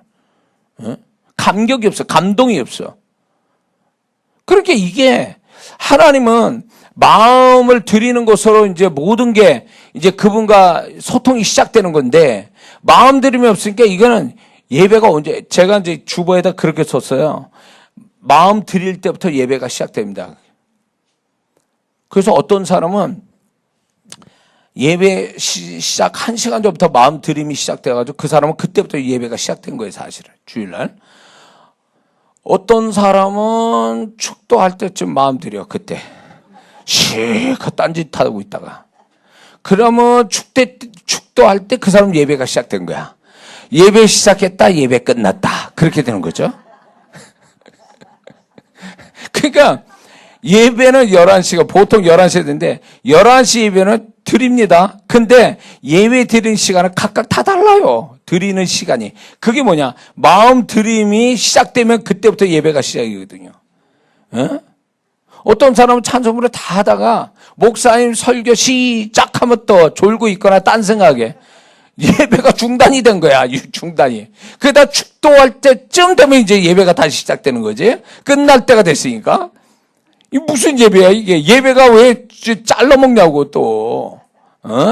그 온전한 예배가 안 돼. 온전한 예배를 드려야 그분의 온전한 축복이 오는데 온전한 예배를 못 드려. 마음 들임이 없으니까. 에? 제가 이제 전라도 광주에서 제가 이제 3년 반 목회를 했는데 그때 이제 우리 성도들이 참 불쌍한 성도들이 많았어요. 그 교회에 한 100여 명 되는 성도들이 참 불쌍한 성도들이 많았어요. 그래서 이 성도들을 어떻게 예배에서 성공을 시켜야 되니까 이 성도들이 예배에 대해서 그냥 건성건성 나오는데 나는 그걸 꼴을 못 보는 거예요. 어떻게든 이 사람들이 예배를 통해서 주일날 축복받게 해줘야 되겠다 그래가지고 주일날 아침 6시 반쯤이라는 그때부터 방언기도 시작하는 게 11시 예배 직전까지 방언하는 거예요. 제가 차로 몰고 가서 다. 야, 이 영혼들을 내가 끝장 본다. 예배 가운데서. 주님이 만지시도록. 그래가지고 그때 이제 뭐가 있었냐면 어떻게 할까 이 영혼들을 방언기도 한 다음에 예배 마치면 아주 그냥 그 성도들 의무적으로 나와서 기도받아야 돼. 안수받아야 돼. 이 안수로 이 영혼들을 축복하리라. 할 수 있는 방법 제가 다 하는 거예요. 그래서 그 가운데 성도들이 변화받고 축복받은 성도들이 있었단 말이에요. 어? 그러니까 어떤 이 영혼들을 이렇게 축복되게 하려고 그러니까 뭐 술 취해가지고 오는 성도도 있어요. 주일날. 열불 나죠. 근데 어떻게 되지 이 성도들을 변화시키라고 하나님이 나한테 주신 영혼이니까 저 성도 책임이 아니다. 내가 어떻게 하면 되겠다. 하나님 앞에서. 내가 이제 몰입을 하는 거죠. 벌써 6시 반부터 시작해서 몰입되기 시작해요. 예배를 그 1시간을 위해서 몰입해.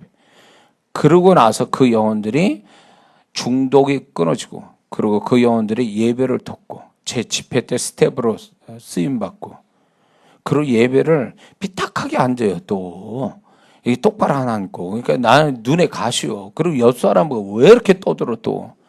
근데 이제 서서히 그게 잡혀가더라고요. 예배를 정말 몰입해서 드리도록. 그 몰입해서 드리기 시작하니까 영혼들이 축복되기 시작하더라고요. 역시 맞구나. 하나님 앞에 마음 드리고 몰입해서 예배 드리는 것에 주님이 역사하시구나. 그 사람들 속에 이제 주님의 마음 막 들어가니까 뭐 생각지 않은 헌신들이 막 하게 되고 봉사도 하게 되고 막 그러더라고요. 그 사람들이. 근데 그 사람들도 스스로 놀래요. 왜냐하면 자기는 그런 사람이 아니거든. 누가 그렇게 하겠어요? 주님이 그렇게 하세요. 예배 한번 잘 드렸더니 주일날 예배 한번 잘 드렸더니 사람이 달라지는 거예요. 사람이. 그래서 우리가 어떤 몸을 가지고 하나님께 뭘 하려고 하지 말고 마음을 들이면서 하나님께 인정받는 자가 되어야 될 줄 믿습니다. 자, 올 한 해 하나님께서 우리의 마음을 가지고 사역을 할 건데 3가지로 사역할 거예요. 첫 번째는 하나님은 내 마음의 상태를 스스로 알게 하시도록 사역하실 거예요. 내 마음의 상태를 아시도록. 어떤 상태를 스스로 알게? 첫 번째는 내 마음이 어디에 머물러 있는지를 스스로 알게 하신다는 거예요. 자, 그거를 여러분들이 아셔야 될 게 뭐냐면 내가 생각을 많이 한다? 그러면 거기에 마음이 들어가 있는 거예요. 마음의 주소가 거기 있는 거예요. 그래서 하나님은 내가 생각을 많이 하는 그 부분이 내가 거기에 머물러 있음으로 인해서 내 마음의 상태가 어떠한지를 스스로 알게 하신다는 거죠.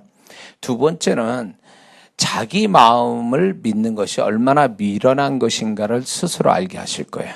잠언서 28장 26절에 보니까 자기 마음을 믿는 자는 미련한 자요 이렇게 말씀해요. 그래서 내 마음을 믿는다는 게 얼마나 어리석은가를 스스로 알아서 나중에 자기 마음을 믿지 않는 데까지 가는 것이 하나님의 바람이에요. 자기 마음, 하루에도 12번씩 변덕이 심한 그 심령, 그거를 믿는 게 아니라 모든 걸 이렇게 변함없는 그분의 마음을 붙들고 살아가는 그런 사람 되게 하려고 자기 마음을 믿지 못하게 하신 하나님이 일하실 거란 거죠. 그래서 우리의 마음이 이제 자기 마음 믿는 것이 미련한 것임을 알게 하신다. 세 번째는 내 마음이 행위와 다르다는 것을 알게 하신다는 거예요. 내 마음이 행위와 다르구나.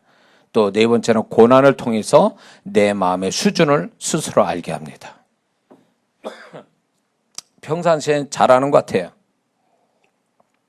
잘하는 것 같은데 딱 고난을 받거나 어려움 딱 생기면 심령이 딱 바닥에 치면 그게 그 사람 모습이에요.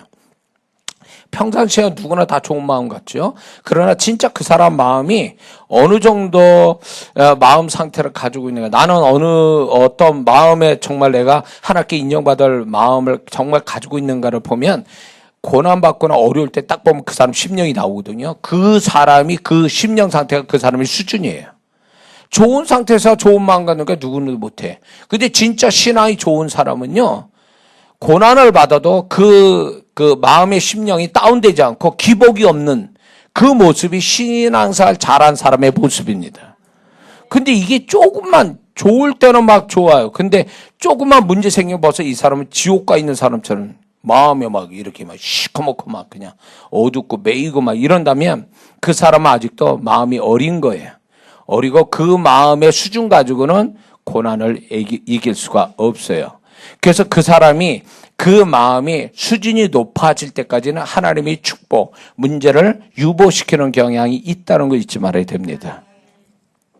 그래서 스스로 우리가 어떤 마음을 가졌는지를 우리가 알게 하셔서 정말 내가 내 마음을 못 믿겠다라는 우리가 그런 고백이 나오고 내 마음, 내가 좀 더 겸손해지는, 그리고 더 주님의 마음을 구하고 주님을 더 의지하는 그런 사람 되게 하려고 우리 마음의 상태를 스스로 하나님이 알게 하신다는 걸 우리가 깨달아야 될 줄이십니다.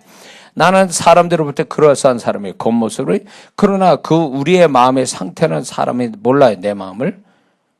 그래서 야, 너 속지 마라. 네가 뭐가 된 것 같지? 그게 목사님 저도 그래요. 어느 순간에 가서 어떤 불쾌한 일이 막 생기면 훅 하고 또 올라오거든요. 마음이 또 악해지고 뭔가 좀 안 좋은 마음 딱 가지면, 야, 그게 네 모습이야. 주님이 그때 말씀하시겠지. 그게 네 모습이야. 너 잘난 척하지 마. 어? 그래서 우리 스스로가 교만하지 않도록 내 마음도 별거 부패한 마음이고 주님을 의지하지 않으면 내 마음은 언제든지 사단이 틈탈 수 있는 마음이라는 걸, 불안전한 마음이라는 걸 스스로 발견해서 내 마음을 의지하지 않게 하시는 하나님의 뜻이 거기에 있습니다. 이해가 되십니까? 뿐만 아니라 두 번째는 하나님이 우리의 마음을 시험하십니다. 시험하실 때가 있어요. 신명기 8장 2절을 보면 네가 너희들에게 이 광야 40년을 걷게 한 걸 기억하라. 그러면서 너를 낮추시고 네 마음이 어떠한지 나의 명령을 지킨 자인지 내가 알려 함이라. 그 이스라엘 백성의 마음을 시험해 봤다 그랬습니다. 뭡니까? 그 아브라함도 창세기 22장에 하나님이 그 마음을 시험하시잖아요. 욥도 하나님의 일방적으로 하나님이 욥을 시험하시잖아요. 하나님이 신앙이 어느 정도 수준이 되는 사람은 마음을 테스트해 본다는 거예요. 야, 요럴 때 얘가 어떤 마음을 가졌는지 테스트해 본다는 거예요. 그럴 때 하나님이 그 테스트하는 것에 합격하면 여호와 이레를 만납니다. 하나님의 축복을 받습니다. 존귀함을 받습니다. 그러면 그 존귀함에서 오는 그 수준의 축복을 반드시 받게 된다는 거예요. 그래서 하나님이 테스트하는 걸 느껴야 돼. 알아야 돼. 올 한 해 동안 하나님이 나를 테스트하는 거. 솔로몬 또 그렇고요. 솔로몬. 내가 너에게 뭐 해주기 원하냐. 벌써 알고 계신데도 묻습니다. 예수님이 소경이 눈뜨기를 원하는 거 알면서 내가 너 뭐 해주기 원하니. 38년 대 병대에게도 네가 낳고자 하느냐. 또 이렇게 물으세요. 다 시험하는 거예요. 시험. 그럴 때 이 시험할 때 정말로 그 시험할 때 합격하는 마음을 보인다면 그 다음에 어떻게 된지를 우리가 다 알고 있지 않습니까? 에? 하나님의 광야 생활을 갖게 하신 거는 그들을 고생시키려고 하는 게 아니라 그들의 마음을 테스트해서 합격하게 하나님이 인도하려고 그러는데 광야 1세대는 불합격했죠. 그러므로 올 한 해 우리를 살아가면서 마음을 시험할 텐데 그 시험은 뭐 아니면 도가 되게 하시는 거예요. 윷놀이 할 때 뭐 아니면 도예요. 합격하면 뭐가 되고 불합격하면 도가 되는 거예요. 근데 하나님은 절대로 우리가 불합격하게 가끔 시험하시진 않아요. 다 합격했잖아요. 지금 성경에 나온 하나님이 시험한 자들이.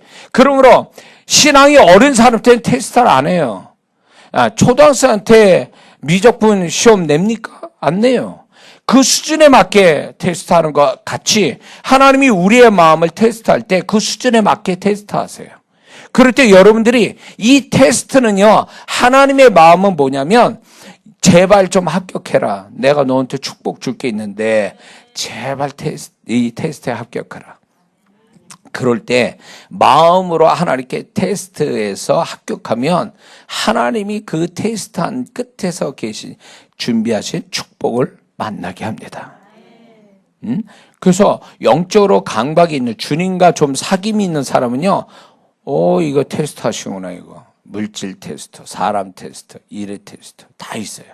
여러 가지 채널의 테스트인데 결국 그 테스트는 어떤 거에다 포커스를 맞추냐면 네 마음이 어떠한지 내가 알려야 합니다.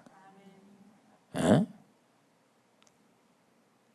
이런 사람 있어요. 이거 참 하나님께서 이렇게 물질의 부분에서도 그래요. 저를 테스트하려고 어떤 거를 또 이렇게 감동 주실 때가 있어요. 얘가 이걸 하나하나 계산하나 아니면 진짜 계산 없이 할래나 이런 걸 딱 테스트를 할 때가 있어요. 고민해요. 계산이 될 수밖에 없거든요. 고민해. 근데 저는 절대로 제가 계산하는 마음 가질 때는 안 해요. 그거는 해봤자 손해예요. 하나님 영광이 안 돼요. 테스트 시험에 불합격하는 거예요. 그래서 어느 때 하냐면 기도를 계속 하는 거예요. 제 머리에서 저는 계산하니까 주님 계산하지 않는 주님의 마음을 내게 주세요. 막 기도해요. 그러고 나서 계산 없는 마음이 딱 들 때 그때 해요. 그러면 여지없어요. 그분이 그거를 왜 하게 하셨는지 그 다음에 오는 축복으로 저한테 얘기하시더라고요. 이게 감당할 만큼만 시험을 주시는구나, 이게. 시험 문제도 내가 풀 수 있는 것만 주시는구나. 이렇게 주세요. 근데 이렇게 딱 보면 우리 성도도 그렇지만 딱 예물을 잡으면요. 계산했구나. 딱 와요. 그러면 안 된다니까. 왜 그렇게 하냐고. 내가 알 정도면 주님은 더 벌써 아는데. 벌써 알고 있어요. 그러면 그게 축복이 오냐고. 벌써 계산한다는 자체가 하나님의 테스트에 불합격한 건데 왜 불합격한 상태에서 그렇게 하냐고. 왜 그거를 기쁘게 주님 더 다윗같이 주님께로 주께서 내게 주신 거 주님께 다시 돌려드립니다. 내가 주께 이렇게 드릴 수 있는 것에 감사합니다. 성전을 지을 때 그가 싸움에서 이겨서 목숨 걸고 싸운 것에 그 모든 성전에 필요한 폐물들을 하나님께 드리잖아요. 자기는 못 짓지만 아들한테 그를 짓게 끼우면 자기가 가진 걸 다 드리잖아요. 근데 주께로 왔으니 주께로 다시 돌려드립니다. 이런 고백하잖아요. 그러면서 감사하다고. 그 다윗이 하나님 마음의 테스트에 합격한 거예요. 너는 피를 많이 흘렸기 때문에 너는 성전을 지을 자격이 없다 그랬더니 다윗의 마음이 어떻겠어요? 자기는 이걸 위해서 여지껏 하나님이 집을 짓기 위해서 여지껏 목숨 걸고 쌓아서 모아놓은 건데 너는 자격이 없어 이럴 때 이 다윗의 심정이 얼마나 실망이 되겠어요. 그럼에도 불구하고 다윗은 끝까지 이거를 하나님께 드리기로 작정하고 하나님 감동스러운 고백을 하잖아요. 그래서 하나님이 좋아하지 않을 수가 없어요. 이 다윗의 행위가 아니라 그 마음이죠. 그러니까 하나님께 그 축복 못 받게 하는 사람들을 꼭 보면요, 마음에서 이미 걸려 있어요. 마음에서.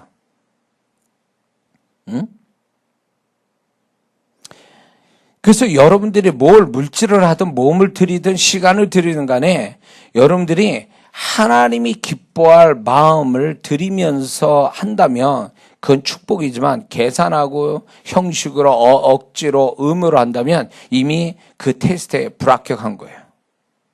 하나님은 어떤 행위를 요구하는 게 아니에요. 우리의 마음이 어떠한지 살펴서 그 마음을 보시고 축복하려고 그 일을 주셨는데 우리 자꾸 그거를 행위로 치우쳐서 마음에선 이미 하나님께 불합격한다면 그 사람이 축복은 그만큼 못 받을 수도 있고 줄 수도 있다라는 거예요.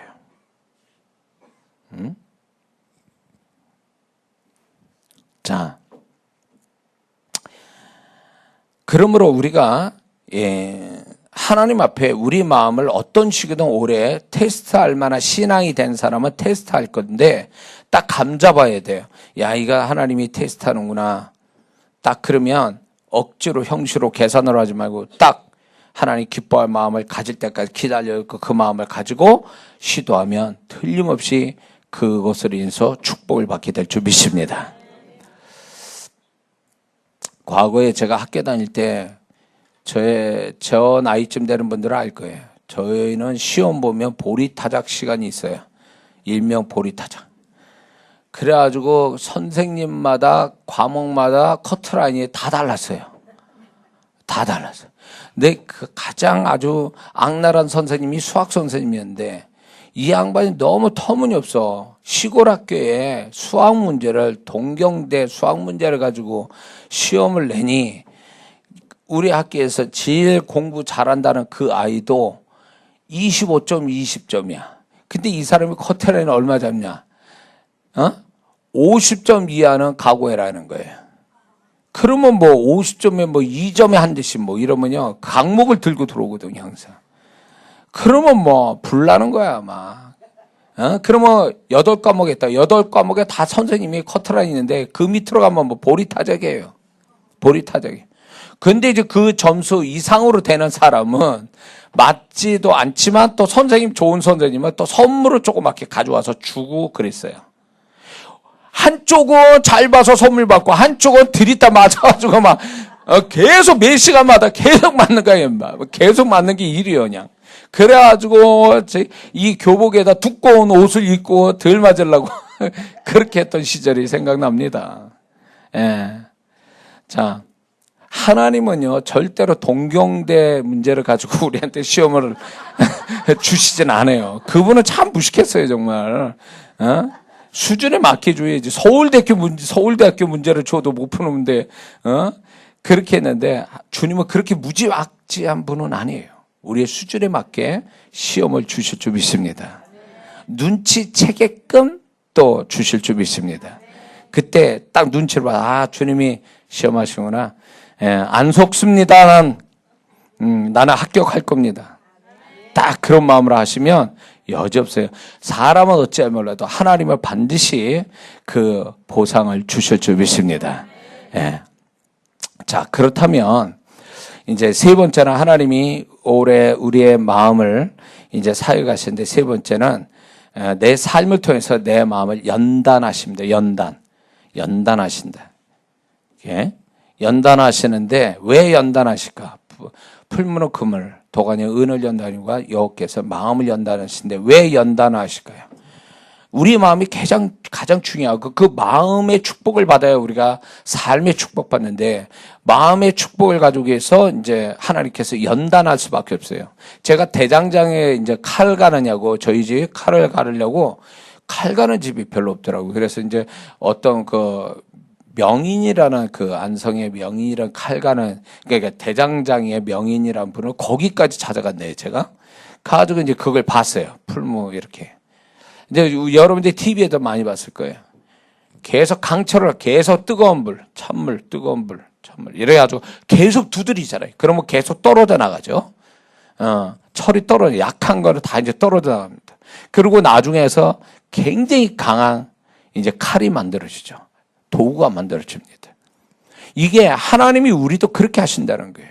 우리의 삶의 문제 가지고 결국 마음을 연단하시는 게 목적이에요. 그런데 어떤 사람은 하나님이 마음을 연다는데 연단 받을수록 자기 삶의 고난이 많을수록 자꾸 마음이 물컹물컹한 사람들이 있어요. 이런 사람은 하나님께 연단을 잘못 받은 사람이에요. 연단의 목적이 마음인데 마음이 연단이 안 된 사람이에요. 이런 사람은요 상처가 많아가지고 눈물이 많고 남 흉보고 탓하는 게 많고 원망도 많고 고생을 많이 했어요. 근데 그 고생한 그 끝에 그 사람 마음은 원망과 불평과 눈물과 한숨과 이랬다면 이 사람은 하나님이 삶의 문제 가지고 연단한 목적을 잃어버린 사람이에요. 하나님이 바라시는 삶의 문제 가지고 우리에게 바라시는 것, 마음이 강해지는 것, 연단받은 마음, 그걸 요구하시는 거예요. 그래서 어디까지 가야 되냐? 우리가 마음이 연단돼서 주님, 내가 이렇게 살다가 이 세상 끝나도 저는 아쉬움 없습니다. 주님, 그동안 저를 은혜 주시고 축복해 주셔서 감사합니다. 내가 이 순간 주님께 영광 돌리고 이 땅을 떠나기 원합니다. 그런 있잖아요. 그 죽음조차도 감사할 수 있는 데까지 가는 강한 마음. 이게 연단된 마음이에요. 연단된 마음. 그러니까 순교는 아무나 당하는 게 아니에요. 연단된 마음을 가진 자가 순교도 당하는 거예요. 죽음을 두려워하지 않는. 그 죽음을 두려워하지 않는 것이 연단된 최고의 마음이거든요. 죽음 너머의 세상을 바라보며 소망하고 감사하고 죽을 수 있는 거.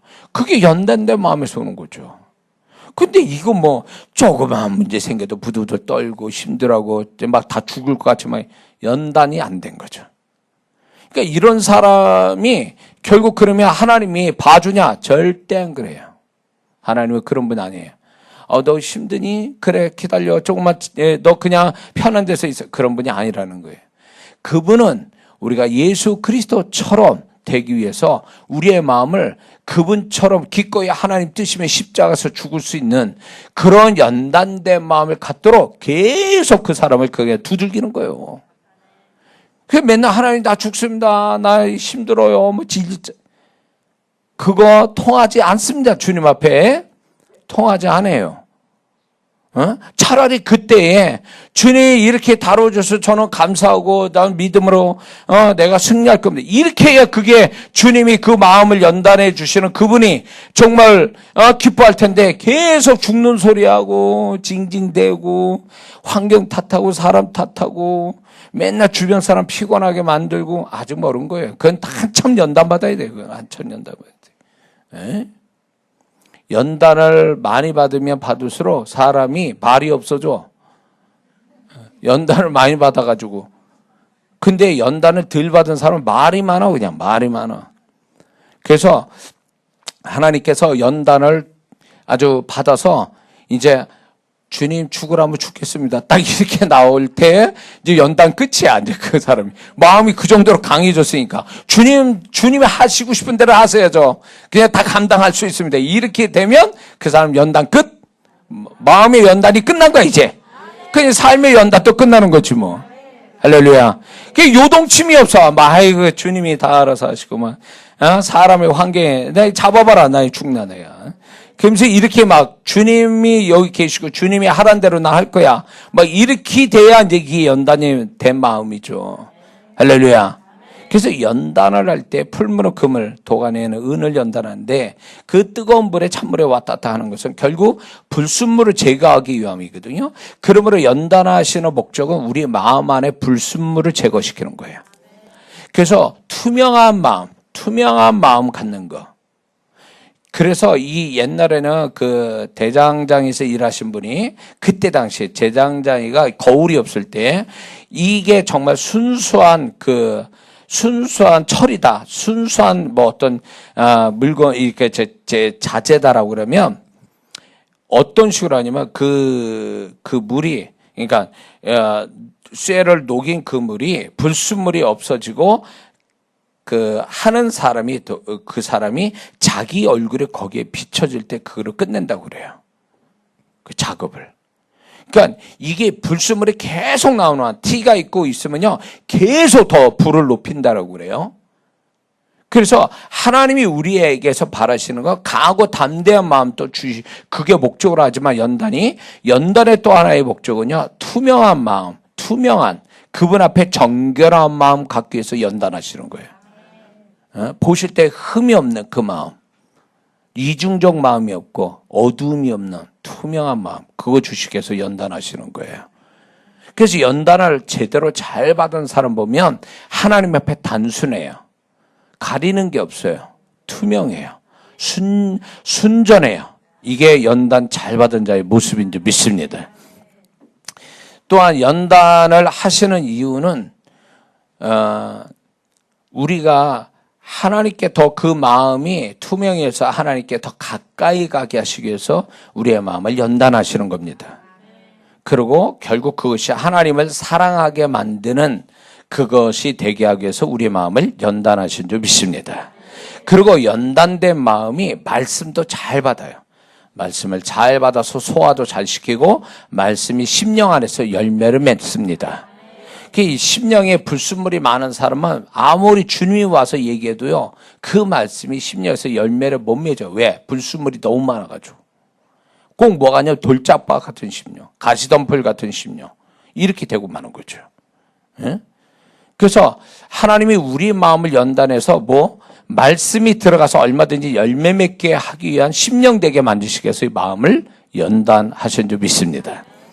그리고 그 말씀을 우리가 마음을 연단하신 이유는 주님 오실 때 우리의 마음이 둔하여지지 않기 위해서 그분의 오심을 예비케 되어지는 마음을 갖게 하시려고 우리의 마음을 연단하신 줄 믿습니다.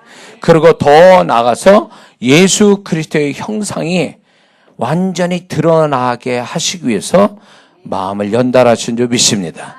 자, 쇠물을 녹이는 그 사람이 이게 불순물이 계속 나옵니다. 그래가지고 불을 높여요. 그럼 불순물이 제거되겠죠? 그러면 그 사람이 그 쇠물을 비춰볼 때에 자기 얼굴을 비춰주면 그때 끝난다고 그랬어요. 자, 우리의 마음을 연단하신 그 하나님은요, 예수 그리스도가 우리 안에서 발견이 되는 하나님, 주님이 바라보실 때 주님이 보여지는 그런 상태가 되면 그때 마음의 연단을 끝내신 줄 믿습니다.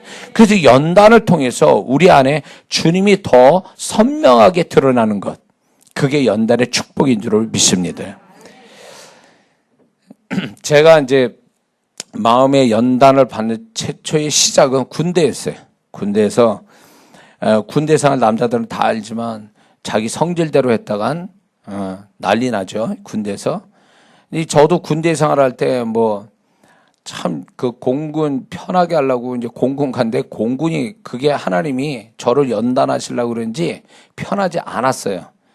거기에 후배가 고참이고 아주 약간 이 똘끼가 있는 사람들이 다 고참이고 막 거기에다가 아주 그러니까 신경 써야 되고 그리고 진짜 그러니까 군사 정보에 관련된 일을 하니까 사람들이 다 예민한 거예요. 그래가지고 맨날 빠따 맞고 막 이런 것들이 참 다반소였어요. 근데 하나님이 그때부터 하나님이 저를 다루신 것 같아요. 그래서 저의 못된 것들을 이제 그 군대라는 걸 통해서 연단하신 거죠. 그러면서 그 연단이 이제 또 목회를 하면서 이제 성도를 통해서 연단도 받고.